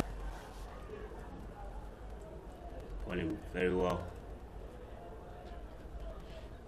You don't just get to the top, huh? That's a lot of work. And then, as you were saying, everything about his body language when he's on the cricket field, when he's running in and when he's bowling, says wholehearted, total commitment. He's always pumped.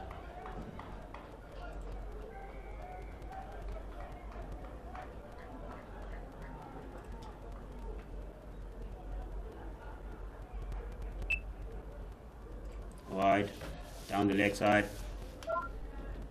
We have to reload that one to Ndai Chatara.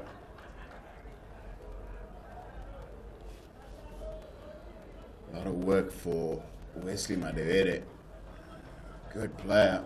Good player. Still needs to really knuckle down here. You can already tell that there's a buzz in around the Mountaineers players in the ground. They're not going to take this one lying down. They're not going to give this one away easily. And we see a little bit of a fumble. It's Kuzimaodze in through. If the field had got that ball on time, I think he was spot of ball there, Darlington. I think there was just uncertainty on Wesley Madewere's face as Kudzima Wunze was calling him through for that quick single. He just hesitated long enough that if a fielder had picked it up cleanly, he would have had some time to shy at the bowler's end.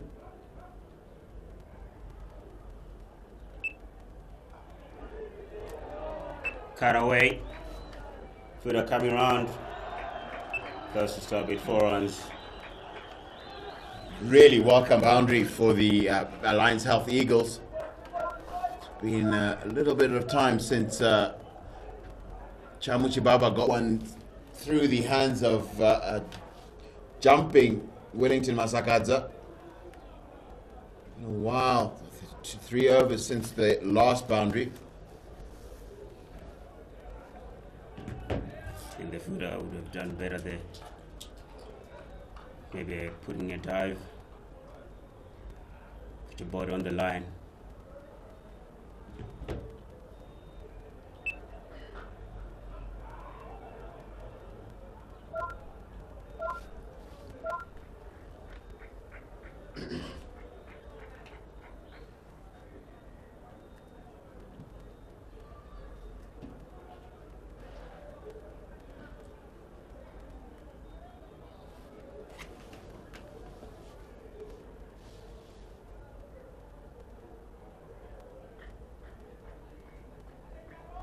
Current run rate now just below the required run rate.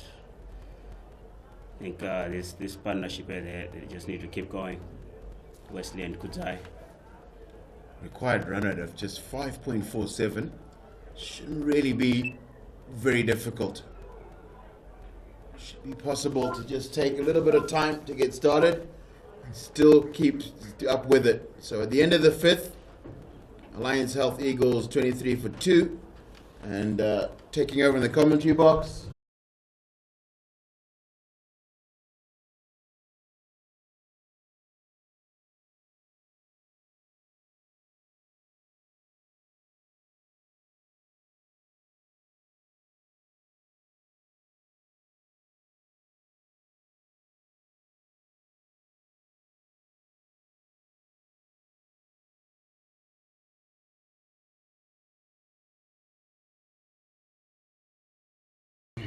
What's good? cracking game we have at the moment. I'll tell you what, it is indeed cracking. You know what they say, you only get to know how good or bad a wicket is until both sides have had a go. Interesting, the Alliance held Eagles on 27 for 2, but Wesley Madere doing exactly what is well known. Victor Nyauchi erring in length over pitching, and Wesley Madere rightfully so obliging. Brilliant cover drive for 4 runs. Earlier on, the Mountaineers set a target of 105 off the allotted 20. And as it stands, the Alliance Health Eagles need 7 off 89 balls. 8 wickets in hand, currently going at a run rate, healthy one for the situation, of just over 5. And that's a required run rate rather, of 5. So they're in a good position, bar the fact that they've lost 2 wickets. But there's 2 able batters on the wicket at the moment, Wesley and Kudzai Maunze. Kudzai Maunze sticky to going down the track. It's lofted, it's high, but the fielder Tendai Chitara, those old legs are not quick enough to take the catch, but good enough to save the boundary. I'm looking at this and I'm saying, okay, I know we talk about the run rate and so forth. I think at this moment the run rate actually doesn't matter at the moment. It's the wickets in hand. And so far, the Mountaineers will be encouraged by the fact that they've created 2 chances. The difference between their and Alliance Health Eagles innings is that Alliance Health Eagles took their chances. Well, there's another way of looking at it, Larry. I know you're on the school of thought that perhaps at this moment in time the run rate isn't of concern, but when you are losing wickets and you have 2 good batters on the wicket and being the last over of the power play, that run rate sure at some point does come into play, especially when you look at the batting lineup for the Lions Eagles. It's not a long batting lineup, and as Maunze skies one, and would you believe it?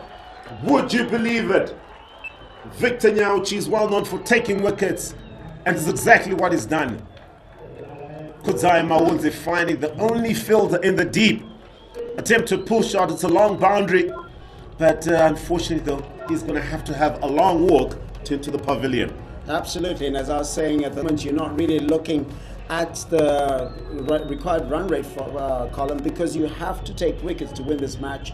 It's difficult to win this match without taking wickets. So yeah, I'm absolutely of the belief that if you are the Mountaineers at the moment, wickets is how you win this match.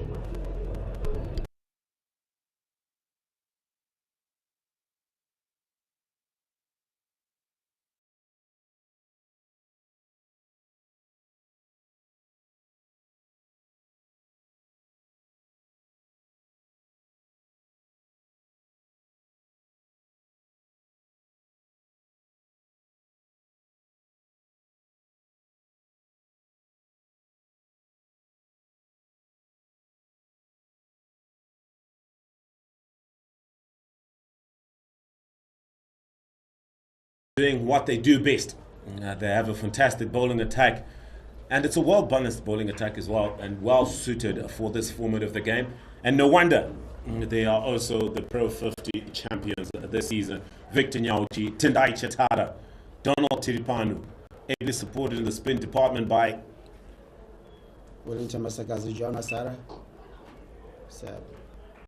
So, in terms of balance, I don't think there is a team that has a better balanced bowling attack as well as compared to the Mountaineers. And they're doing exactly what they do best. Like I said, it's the end of the 6th, the last over the power play. The Lions Health Eagles, bit of work to do, 31 for 3.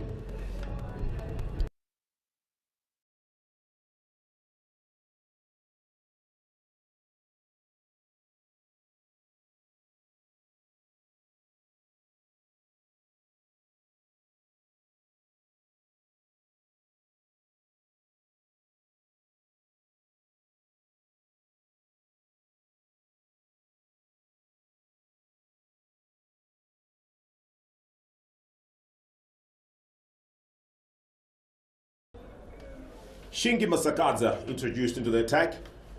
And I think that's the one name that I left out in how formidable this bowling attack is. Shingi Masakadza, an experienced campaigner, has represented Zimbabwe in T20 World Cups as well. And also represented Dynamis in football.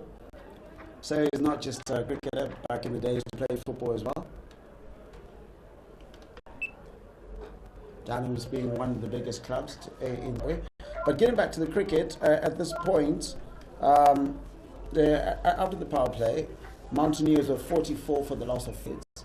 So in terms of actual runs, Mountaineers were leading, but what is happening at the moment is Alliance Health Eagles have got the extra wicket in hand. Well, it is an extra wicket they'll need, especially when you're facing a bowling attack like the Mountaineers have. They are experienced campaigners, they know they execute their skills well, and it's helping. The major concern, though, for the Alliance Health Eagles is what's left in the hut. They continue to lose wickets. So, once again, like what was happening earlier in the morning, in the earlier innings, rather, where Mountaineers continue to lose wickets on a regular interval. It's exactly what the Alliance Health Eagles need to stop. They should have. I think it's important that they learn from the Mountaineers and just look to be sensible in their approach. It's not a big total. It's only 105 runs. But with the approach they've got right now, one is obliged to think they're somewhat in a rush to get this competition or this cup quickly rather than sensibly. Couldn't put it better. Looking at this, I think both teams have read this pitch a bit poorly, don't you think? Because the short ball isn't quite coming on, and so a couple of times they're going through the shot way before. And if you look at the ball before Marshall Takoza was through the shot before the ball had arrived, because he's thinking he's coming a lot quicker to the bat when it really isn't. Well, once again, then the aspect of shot selection comes into play. For someone like Kudzima Hunze, who was looking strong, playing straight in the V, and then he decides to take on one of the longest boundaries. And we talked about Shingi Masakadza's experience. A slow ball does Marshall Takoza. And once again, the Alliance Health losing another wicket. And look, the Alliance Health Eagles in all sorts of trouble. Well, we have a game of cricket here. 32 for the loss of 4 wickets in a very low-scoring thriller at Harare Sports Club.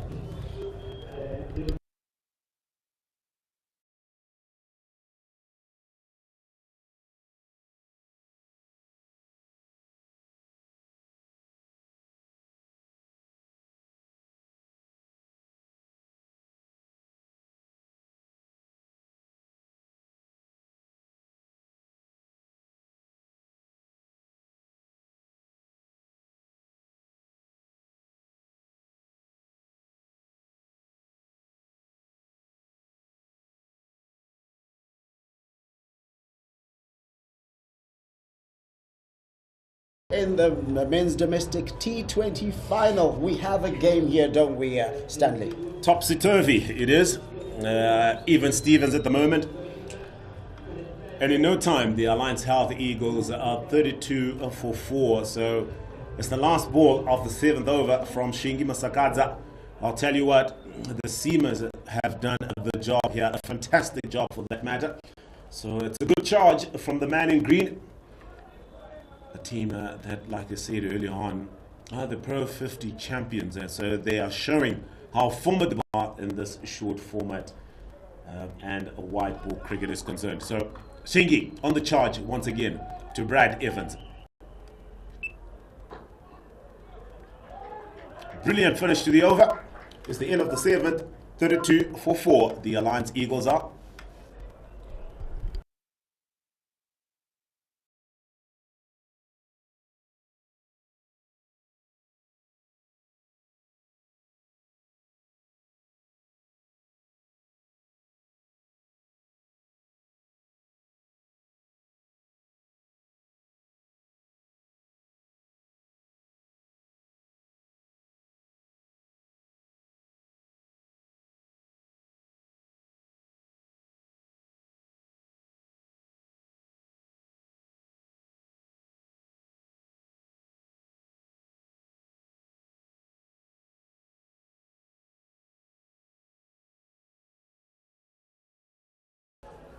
Victor Nyauchi from the City end.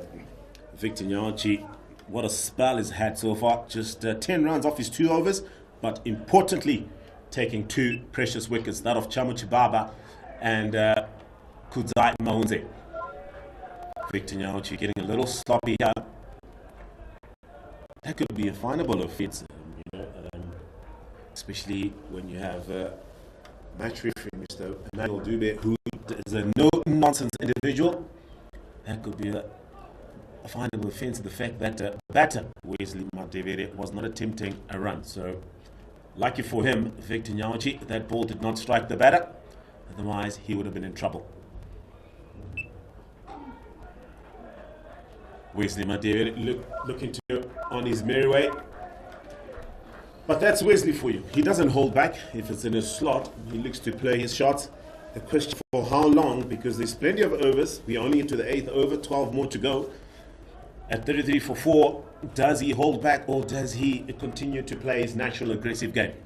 I just think at this moment, if you are the Eagles, you should be trying to bat the 20 overs. Bat the 20 overs and you should get to the runs. But I think certain ways, a bit of the ego comes in. You say, like, you know what, I can't be held down for this long. And you start overthinking a game that is a lot simpler than it is. Well, plenty to do for Wesley. And Brad Evans has the ability to bat. Decent all-rounder. He's done it before for the Eagles.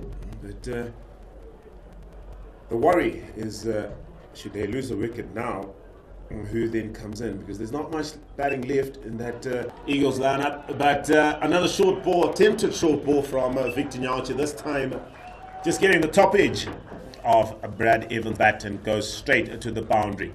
It's a clever shot, I tell you. Brilliant. You'll take them any way they come. Because you could have just let that go for a wide, because it probably was going wide. As we see that replay, Victor Nyauchi has been banging it short. Cheeky ball from Brad Evans. That could have gone to the keeper as well, but fortunately for him, it's got a bit of height to beat the keeper and touch wide out. So PJ Moore, the Mountaineers keeper, not able to collect that one. Victor on the charge. Back of the lane. Good steer from Brad Evans. Good sensible cricket, Larry. When you score a boundary, you're looking to get off strike. Absolutely, and he knows he's the junior batter at the moment. Western Madevere a lot more accomplished. Also looking at but Brad Evans himself is not a mug with a bat. He knows how to hit them long and hit them hard. But it's sensible cricket, and you could win the match. I'm certainly impressed with Brad Evans' batting. Having played club cricket with him at the country club, he was more of a bowler than he is a batsman. But now he's come back strong, and we talked about how strong down the ground Wesley Madevere is. You pitch it up, you miss your leg, and you're going to get a boundary. And I'll tell you what hurts even more is that it's the last ball of the 8th over. After 8 overs rather, the Lions Eagles are 42 for 4.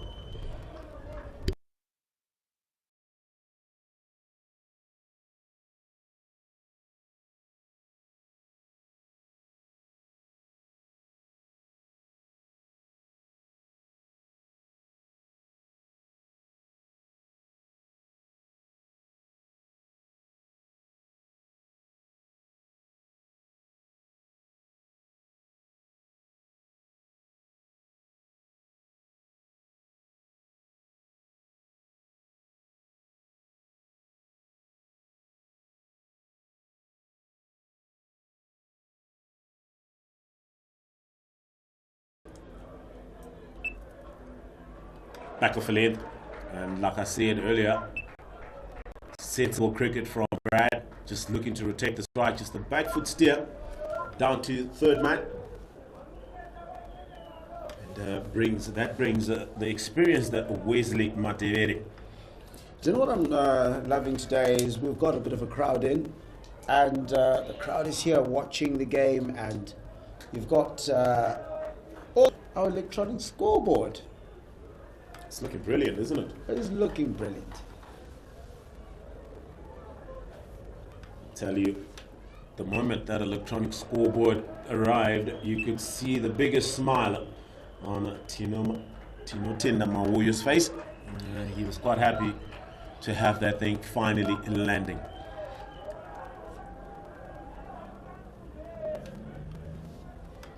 At this point, if you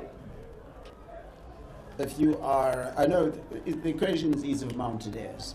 You're looking and making sure that you bowl them out, essentially, or take it deep into the overs, having gotten as many wickets as you can so that you make a tight finish. But if you are Alliance South Eagles, you know the run rate isn't a big issue, but there's a point that if you don't play shots or don't punish the bad ball, that run rate could become something of a concern, especially with less accomplished batters coming down the road. What do you do at this moment? Well, for starters, I think what Brad Evans is doing is fantastic. He's not letting the bowler bowl to him only, but he's looking to rotate the strike, keep the scoreboard ticking. At the end of the day, you don't want to go into a shell, basically. If there's a bad ball on offer, you have to take it. But at the end of the day, it's the mixed bag of your touch and your power game.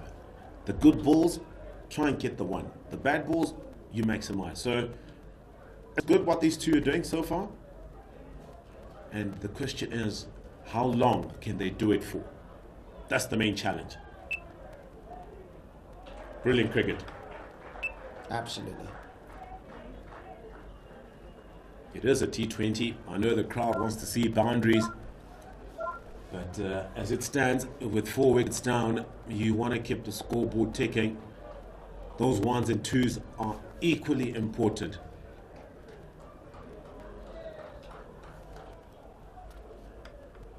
Shingi Masakaza, very much a good bowler, especially in this format. Changes of pace, and there we see it immediately. To finish off the over, after 9, it's 47 for 4.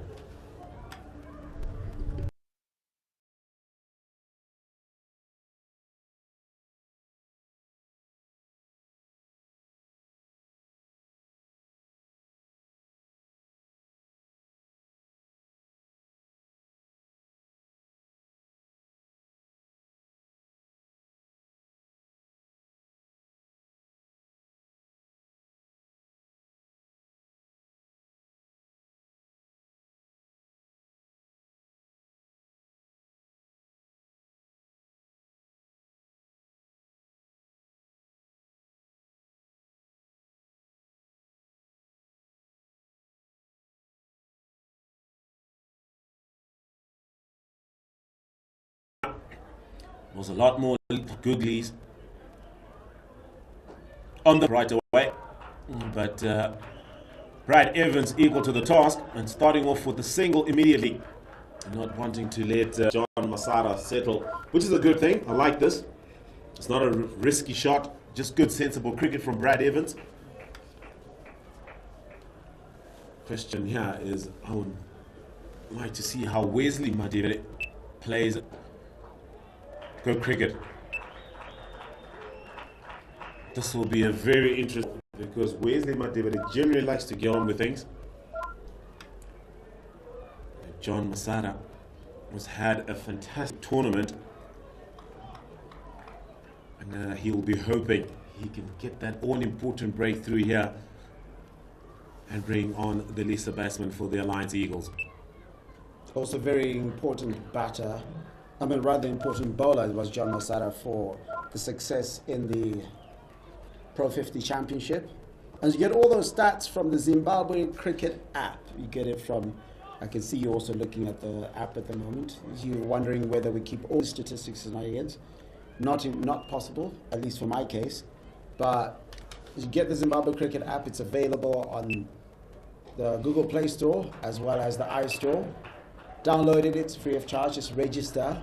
And you can keep up to date with the cricket as it happens, historical results, especially for this particular season. And also, if you follow me, you should know that it's Alliance South Eagles have gotten to 50 for 4 from 9.4 overs. All the updates one of the features I'm enjoying is the club cricket. He's strong through the covers is Wesley Madevere. You cannot pitch it up and ball it outside off stump, the line of off stump. John Masala needs to learn pretty quickly there. Wesley Madevere just getting two as the man at the sweeper, just managing to cut that boundary. Once again, sloppy from Wellington Masakadza. Would you believe it? Best believe it. Final does that to you. Before we go, and and of course we're going to a break right now, who are you backing for this? Well, it's even Stevens, isn't it? Like to keep it going, keep it entertaining, not really throwing my thoughts out there. But it's the break, and at the end of it, it looks like the Eagles are steady at 53-44.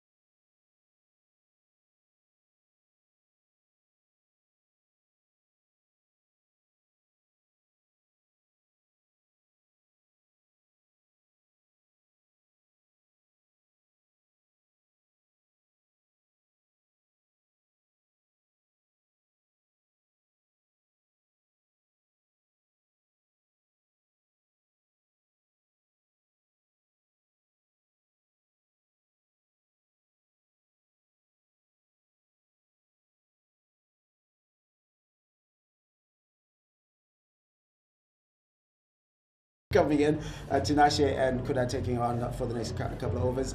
All the best, guys. Welcome back, Kuda. Gripping? Oh, thanks, Tinashe. Wow. It's quite nervy, huh?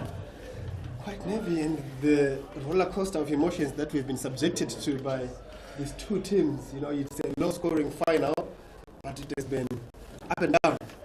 Certainly. Figure it is a fun game. We thought 105 would have been bits and pieces easy to chase, huh? Absolutely. And at 54 after 10, you know, I'm on the fence here.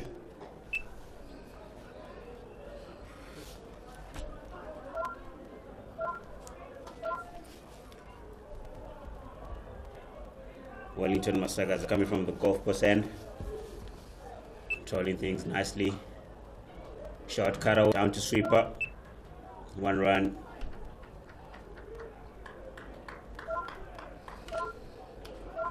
So key difference here in this particular innings is the fact that we have had Madevere and Evans, who are capable batters, putting their heads down saying, we are going to match Chatara and Masara, you know, and that is 6 wickets in hand or 5 wickets in hand, you know, of which Masara and Chatara were actually, as I say so, soft dismissal, and Brad Evans, who will not be happy with himself.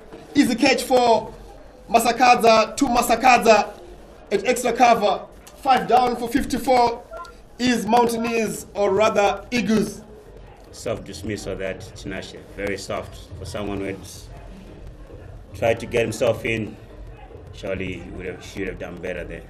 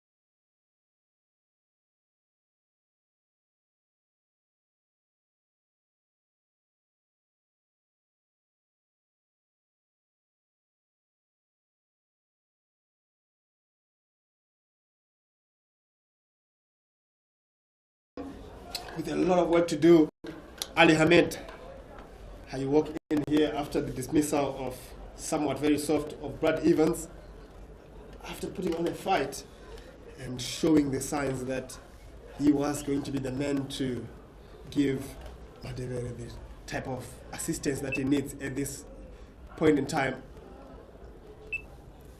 Wide called, followed up by Wellington Masakaza after getting a wicket. Wellington knew better. Starts at the wide. Dev Wharton will be absolutely livid in that change room. He'll be pulling his hair out after bowling so well in the over, and then you've got a chance to go bang bang, and you start off with a wide. Actually, I think it's leg buys.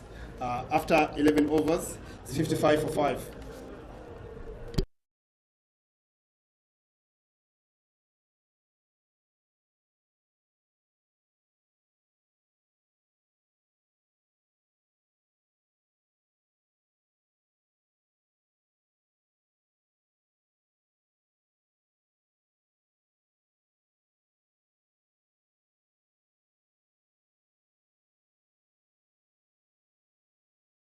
Down to sweeper by Ali Ahmed for 1. Quite a crucial game for Ali Ahmed. Tinashe, he played the last 2 games. I think he only faced 1 ball. Getting into the final after not facing enough balls. What do you think? Well, I think I like the way the Eagles have gone about this tournament. I think this tournament has been a sign of how the HMCA League has been going. I think Ali Ahmed has been scoring some runs for Odanarian. So is Matthew Walsh. So and those Aisha two, Chibanda. exactly. Obviously, Chibanda as well. he's not playing today, but yeah. He's been in and around the squad, and they played the last couple of games, which is what you want to see, you know. And obviously, if you want to try and trace the progress of the players that we're talking about, you can get onto the Smoke Cricket app, where you can see all the leagues. Ball out! Straight through! Ali Hamid has to walk back. We've been talking about the form that he has come into, but Masara here has come into his own with a slightly quicker delivery, and Ali Hamid, we have to walk back. Kuda. Unfortunate, as we're speaking, getting into a final pressure game, and the final is all about pressure. The best person to handle pressure in the final will have a better chance. And at the moment, Mountaineers are on top.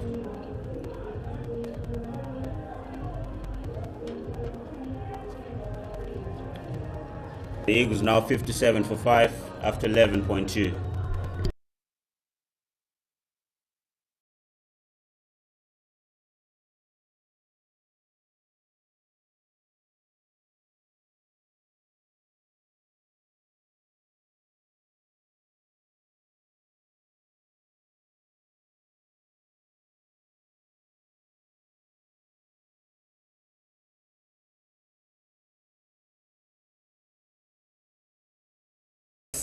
How many times do you see that in a T20 match? And Masara here coming into his own, really growing in this tournament. He's done well. He's done well for someone who's come into the scene. I think he also did well in the Pro 50 tournament. been impressed by him. I think he's now second highest wicket taker. Absolutely, and deserved. Very well deserved. Matthew Walsh tickles it down to the vacant mid-wicket region, picks up 2. This is a quite interesting match because it's cat and mouse. It is. It is. And I do not see a situation where Mountaineers wins this game without bowling out the Eagles. For that. Definitely got 47 or 49 balls. Surely, if they don't lose another wicket or 2 in the next 20 balls, Eagles will be closer to victory. But Absolutely. as you're saying, it's a cat and mouse game. Yes, and I think if anything, Eagles needs to maintain a couple of partnerships here, as we saw earlier on, how easier things were becoming with Brad Evans and Madevere. After 12 overs, it's 6-6.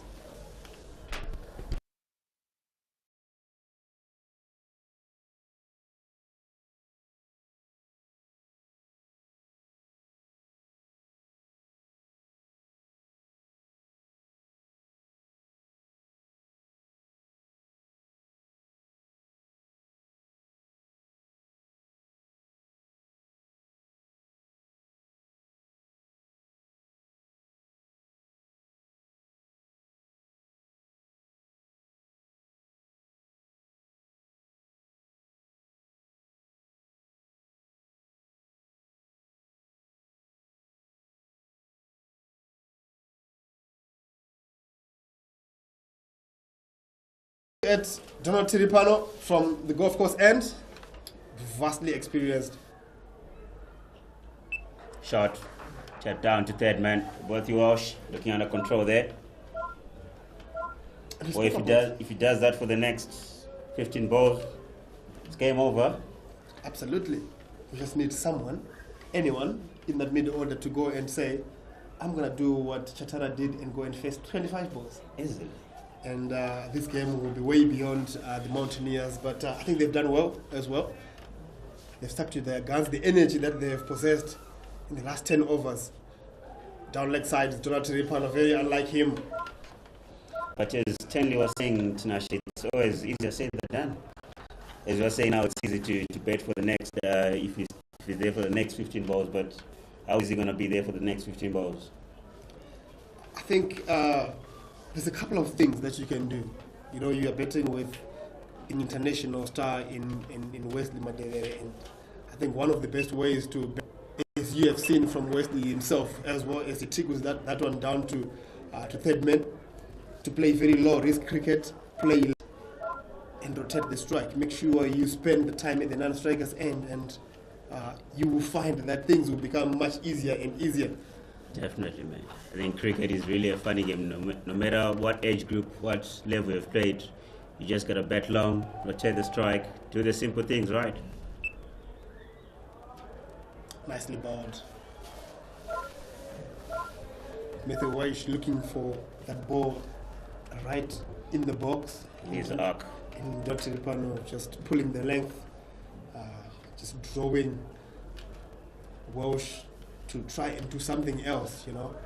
And you've seen how the short ball has worked for the Mountaineers. 2 wickets from Nyauchi in that first power play. What's the saying, Tinashe? You can never catch up with the wickets, but you can always catch up with the runs. Absolutely, and I think both these teams have missed the trick today. The way both middle orders have come out and tried to fight the inevitable, you know, because if the bowling team is on top, sometimes you need to lay back Exactly. and pick your times. 63 for 6. Shot, cut away. 4 runs, Matthew Walsh. Much needed boundary for the Eagles, Tinashe. Brilliant shot. Realizing the lack of pace in that ball, and Matthew Walsh laying back, waiting for that delivery to sort of get past him. And he gets up and over. 4 runs, much needed boundary. But we spoke about Matthew Walsh, and unfortunately for Ali Hamid, these are the guys who have been scoring runs for the table toppers, if I'm not mistaken, all Ghanaians in the HMCA. Definitely. So they are coming in these games with a lot of form, a lot of belief in themselves. So I expect a lot of things from them. End of the 13th over. Eagles 67 for 6.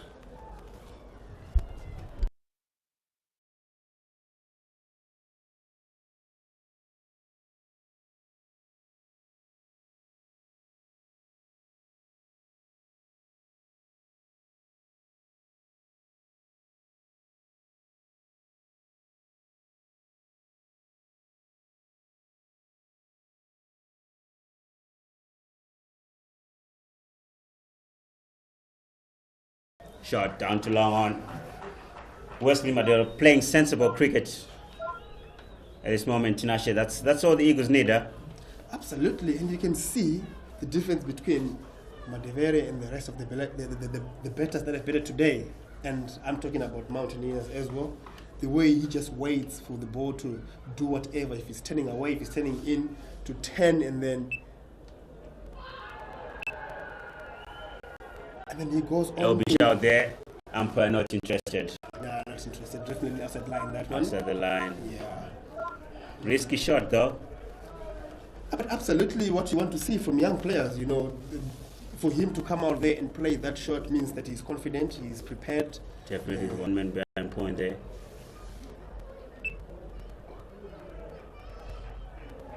Again, just seems to be that replay with Brad Evans, how early he played that particular ball that got him out a couple of feet away from him and made the way as well.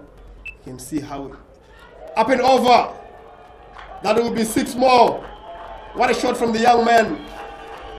Good shot that. Picked up nicely.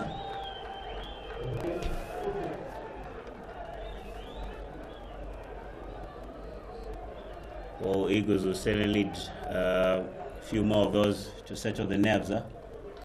Absolutely, but I can promise you Matsekenyere is pulling his hairs out in that changing room as well. Not only him, even the other players. And it's so interesting because you need 32 of just 38 deliveries. But the wickets column is the one that is a little bit worrying. Masara has been striking. And again, wow. That's a good comeback.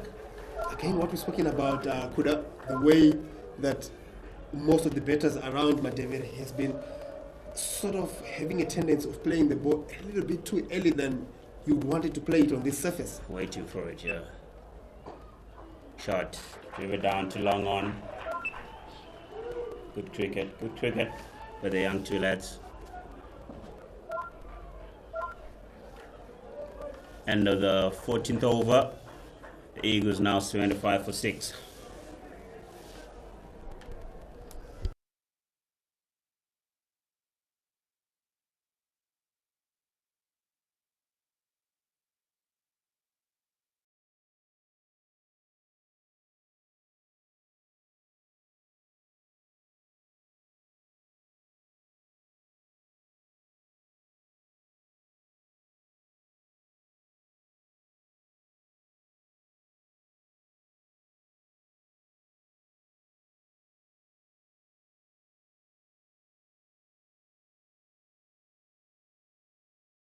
Keeper trying to be cheekier.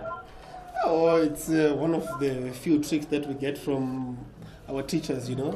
If you think it's a wide, confuse the umpire somewhat. Nice shot. Little tap. Goes away for 4. Tara doesn't have enough legs there. Yeah, nicely played. It was drifting down leg side. And made the way she is very intelligent, realizing that the 45 fielder is a little bit squarer than normal, decides to slap it around the corner and we've got a game on here. Because trust me, if Eagles lose a wicket now, it's game on. Well, I keep coming back to the basics of chasing a lower total. You know, if Mountaineers don't bowl Eagles out, there is absolutely no way that Mountaineers will win this game. As we see more runs, streaky this time around. Matthew Walsh trying to be a little bit clever and this time on. Fortunately for him, it misses the stumps and picks up 2 more. He's playing a gem of an innings here, is Matthew Walsh. 21 of just 15 deliveries, a couple of boundaries in the maximum.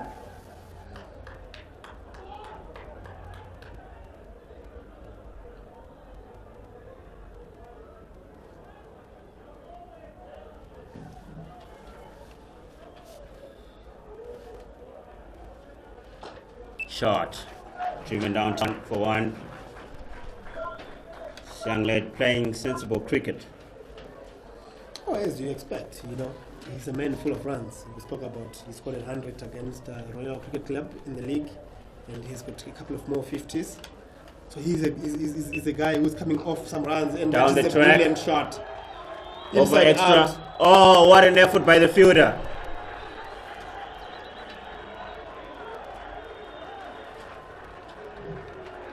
For that. Throwing the body on the line. That's what you need, huh? That's what you want to see in a low-scoring match. You want to see the fielders putting their bodies on the line, and they're doing absolutely that. The bowlers, everybody in the field, you can see they get a little bit of rejuvenation from such type of commitment. Definitely. About.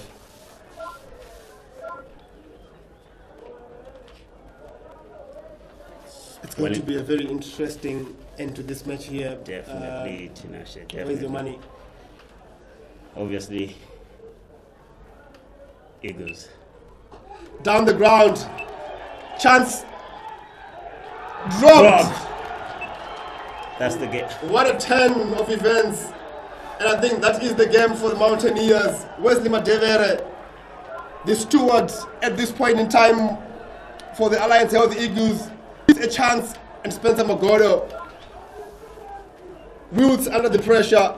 87 for 6 after 15. Incoming, Stanley Chiwoza and Darlington Matambala to take it through to the end of this match.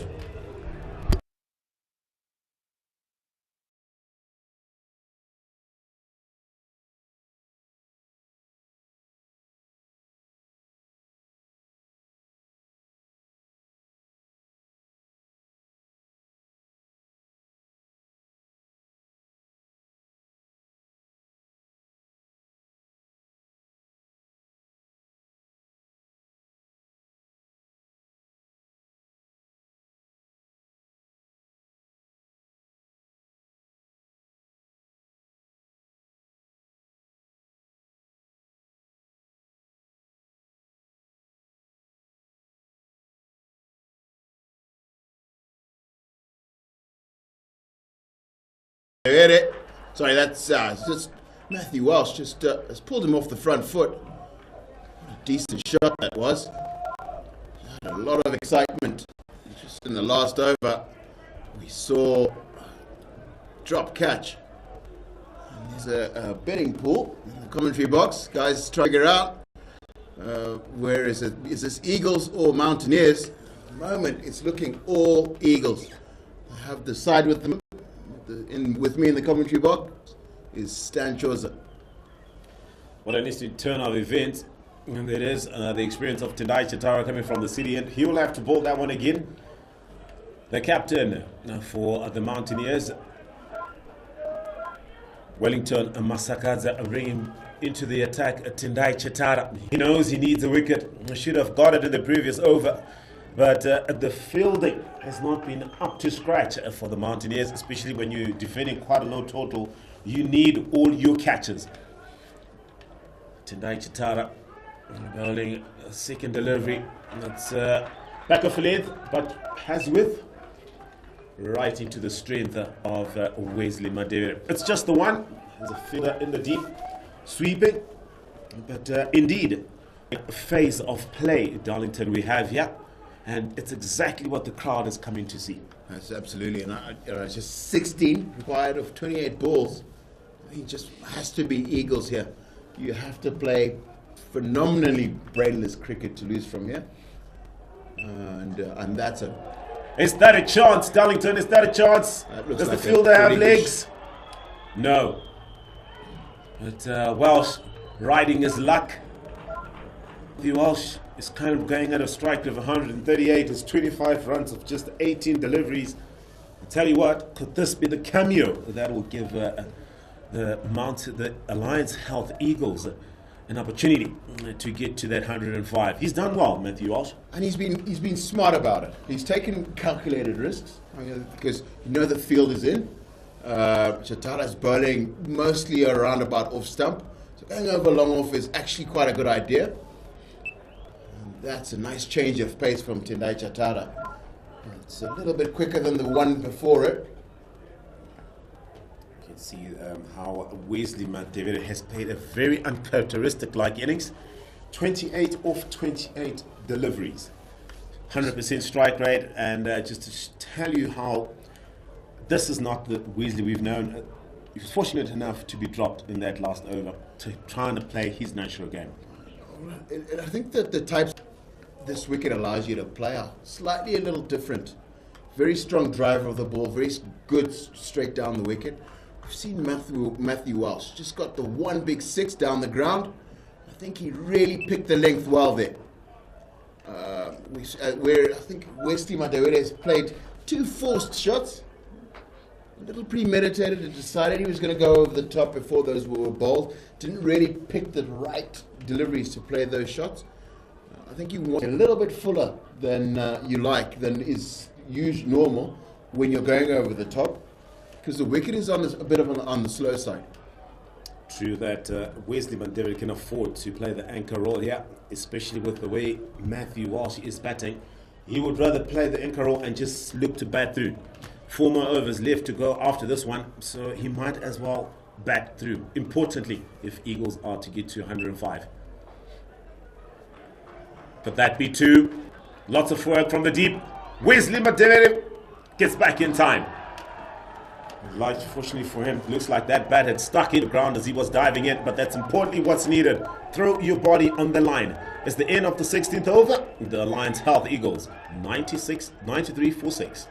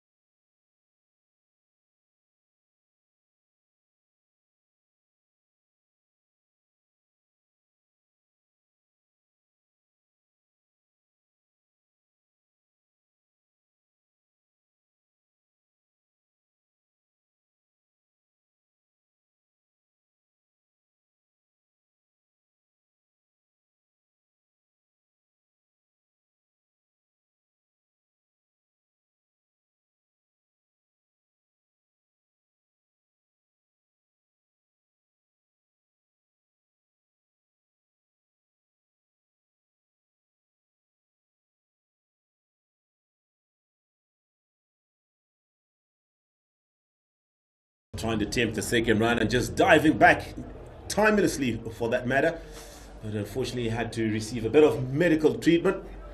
But he's up and running. He knows he needs to be there until the last ball and take the Alliance Health Eagles through and win this T20. The Alliance Health Eagles need just another 13 runs off 24 balls. Shingi Masagaza from the golf course end. Pull shot. Pulled with authority. Can the fielder get there? Victor Nyauchi. Perfect fielding. It's the final. And all the players are up for it. They know what's at stake. There isn't too many runs to play or defend with at the board. Brilliant fielding, fast bowler. And that's a good standard, Darlington, from Victor Nyauchi, the fast bowler. Something really wholehearted about the way he plays cricket. And for me, the surprise, though, for today has been Matthew Walsh. You see he's turned himself into the enforcer in this situation. A role most of us would have expected Wesley to play. Really, really good touch. Picked length well, pulled well, played a couple of really attractive attacking shots. Oh, he has been brilliant, hasn't he?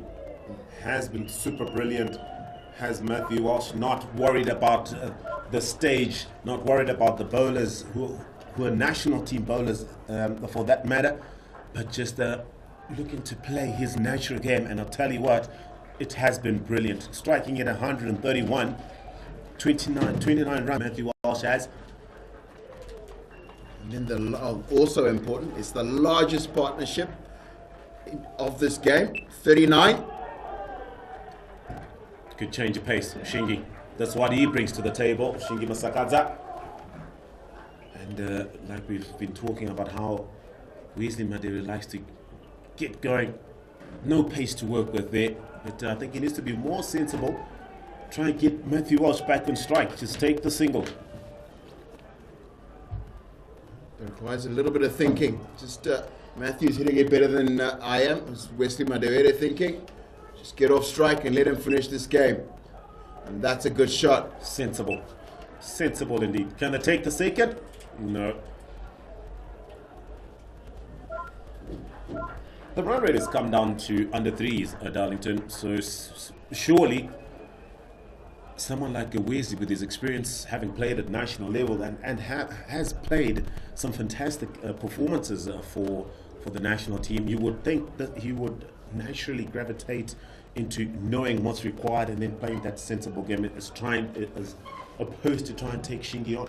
Well, I don't know, it's different because most of Wesley's batting has been at the top, opening, right at the top of the order. And usually the requirements are slightly different. There's an appeal for LBW and it's been given. Very, very close. Matthew Walsh has just shuffled across his stumps. But I think he's done enough. Really important innings comes to an end for Alliance Health Eagles. 29 of 22 balls. And Alliance Health Eagles are 97 for 8.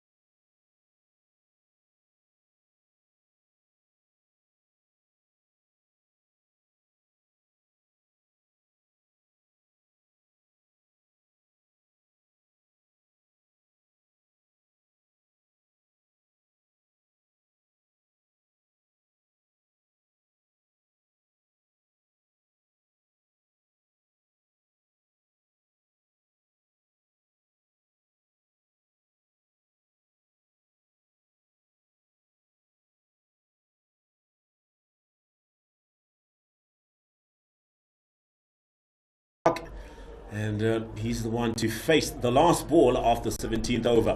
I can't help but think that was a pressure wicket built on Wesley's inability to rotate the strike.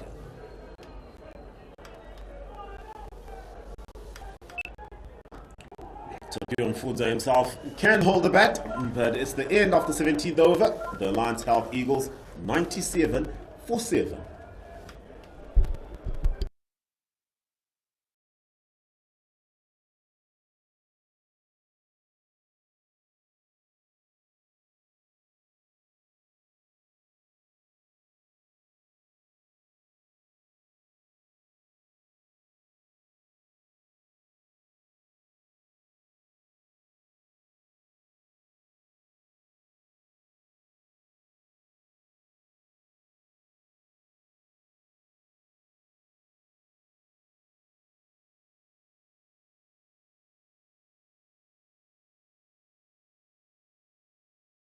Masaka are just having a little meeting with the own bowler from the city end, Victor Nyauchi. It's a pressure moment. They don't have much to defend now. It's only 9 required of the remaining 3 overs. Pressure pot, Darlington, for Wesley Madere and also for the team that's fielding. Absolutely, because Wesley's not being the touch we know him. One gets the impression that this stuff that's a little bit quicker, he should find a little bit easier to play. Oh, he likes it. Victor Nyauchi has to bowl quite really smart about how he bowls here. Keep taking the pace off to Wesley. Worry for another time as Tapio Mfudza's on strike. They could take a leaf from Shigima Sagaza. Save has been brilliant. Just the 3 overs, but 9 runs. Importantly, 2 wickets at a run rate at an economy of 3. So Shingi certainly has not trying to fight the conditions, but trying to make use of them, especially with his skill. His ability to take off pace has been brilliant. The work now is up to Victor Nyauchi. Pace. Tapio Foods are equal to the task, just punching it into the covers. And with that, Wesley Madivere is back on strike. 30 runs off 32 balls, striking at 93. Very, very unlike Wesley, who has found it hard to get that fluency today.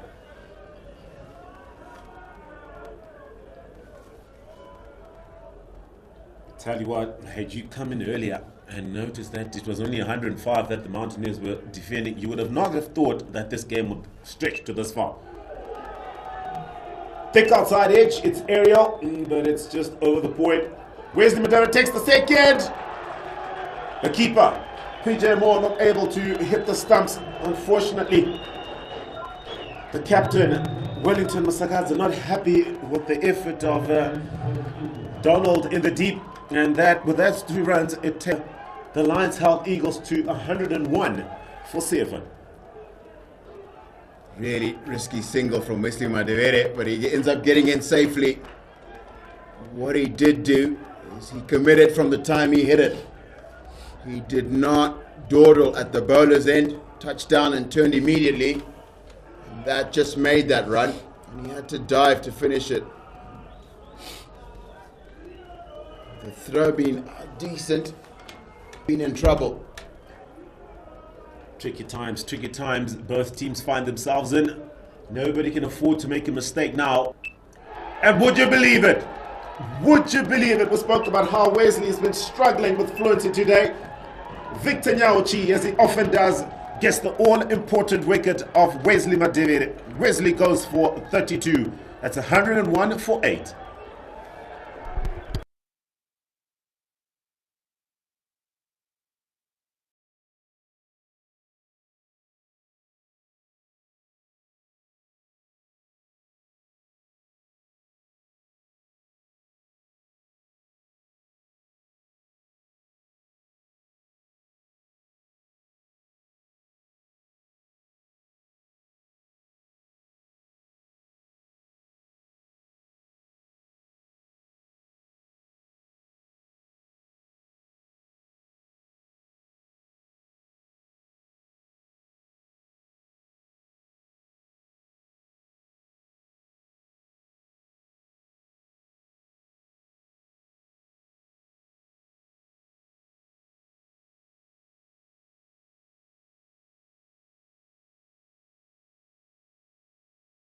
I'll tell you what, it has been a fantastic day. It started off with brilliant weather to be outdoors and brilliant to be here at Harare Sports Club. It's turning out to be a fantastic T20 tournament, and this is the penultimate, the final. And it's all happening. 101 for 8, requiring 5 runs off 14 balls, with 2 wickets in hand. Victor Nyauchi on the charge. Can he get... Starts off with a bouncer. And you would think this game was all in the hands of Wesley Madivere, but true to form today, Wesley's inability to rotate strike has really cost him his wicket. And it's now down to the bowlers to finish off the job. Darlington. And Victor Nyauchi is bowling really well. Just the delivery left. I think the idea here would be to just keep him out and wait for an error from the other two. Who've got a ball. It's 2 overs to go after this one. The idea is not to look for the big runs from Victor Nyauchi, who's bowled tremendously well. 3 for 24.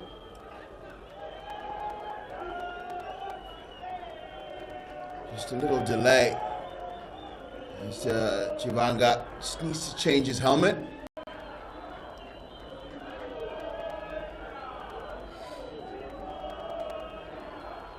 A little bit of time wasting from him, perhaps, which would not be a bad tactic. Make them wait for you. Well, no harm in slowing things down here. just to try and disturb the rhythm of Victor Nyauchi. It's all a singles game now. There's plenty of balls. The question is, do the batters in the middle have the ability? It's the end of the 18th over. It's 101 for 8.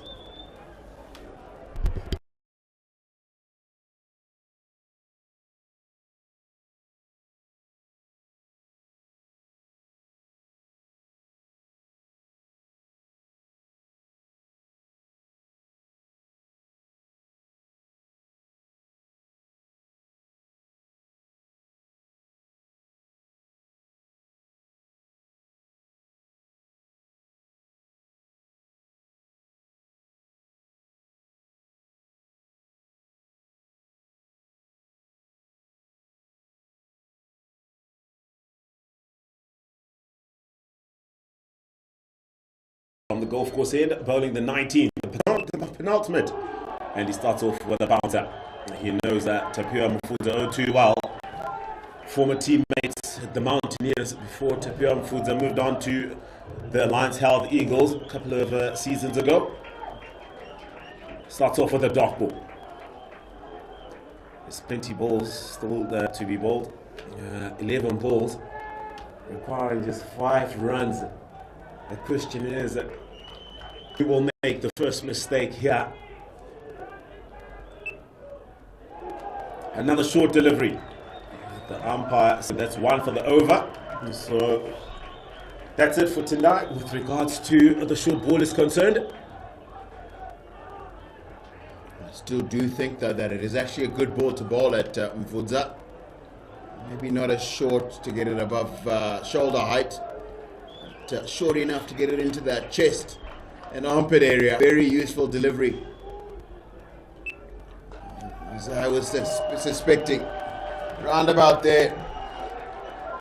Brilliant bowling from Tendai Chitara so far. He knows that the ability of Tapio Mfuza, so he's trying to bowl to that weakness. Big moments require big players. Tell you what, it's all going down to the wire. If you're not at Harare Sports Club at this moment in time, I'm telling you, you've certainly missed out on a good game of cricket. Tapio Mfuza is just looking to give himself room, but Tendai Chitara following the batter. But unfortunately, it's the second one for the over. Is that what the umpire is signaling? No. Or is he signaling it's 2 balls left in the over? A bit of confusion out there, but umpire Chris Perry clears it all out. 2 balls remain in the over. It's not the second bouncer of the over.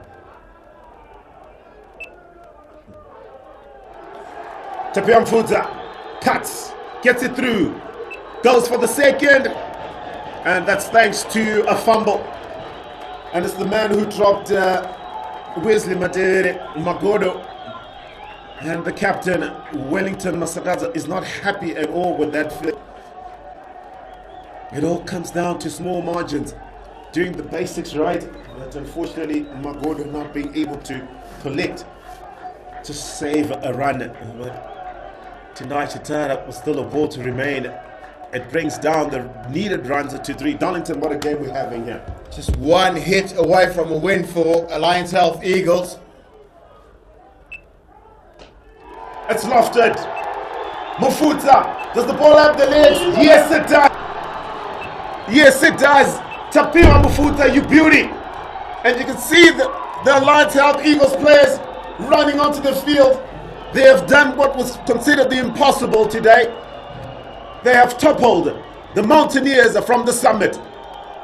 What a brilliant days of cricket, worth of cricket we've witnessed here, Darlington. It's a good day worth of cricket.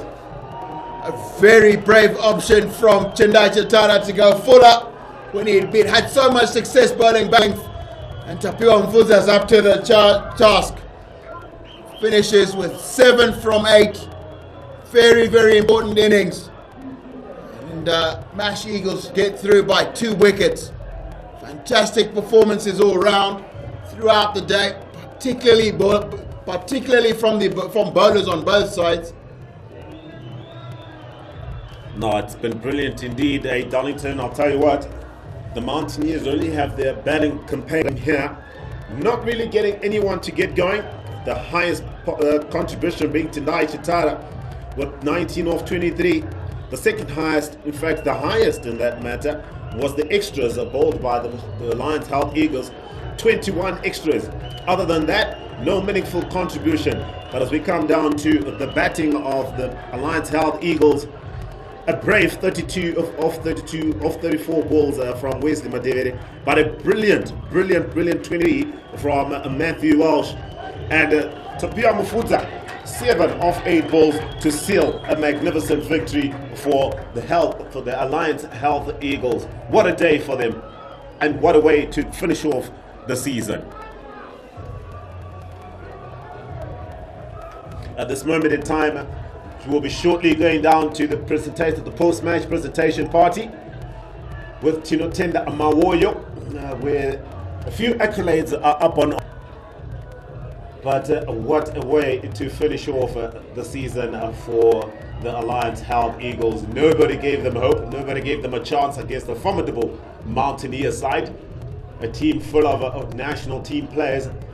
But teamwork and a team effort, a wonderful team effort from the Alliance Health Eagles, and a happy captain in Chamuchi Baba to seal off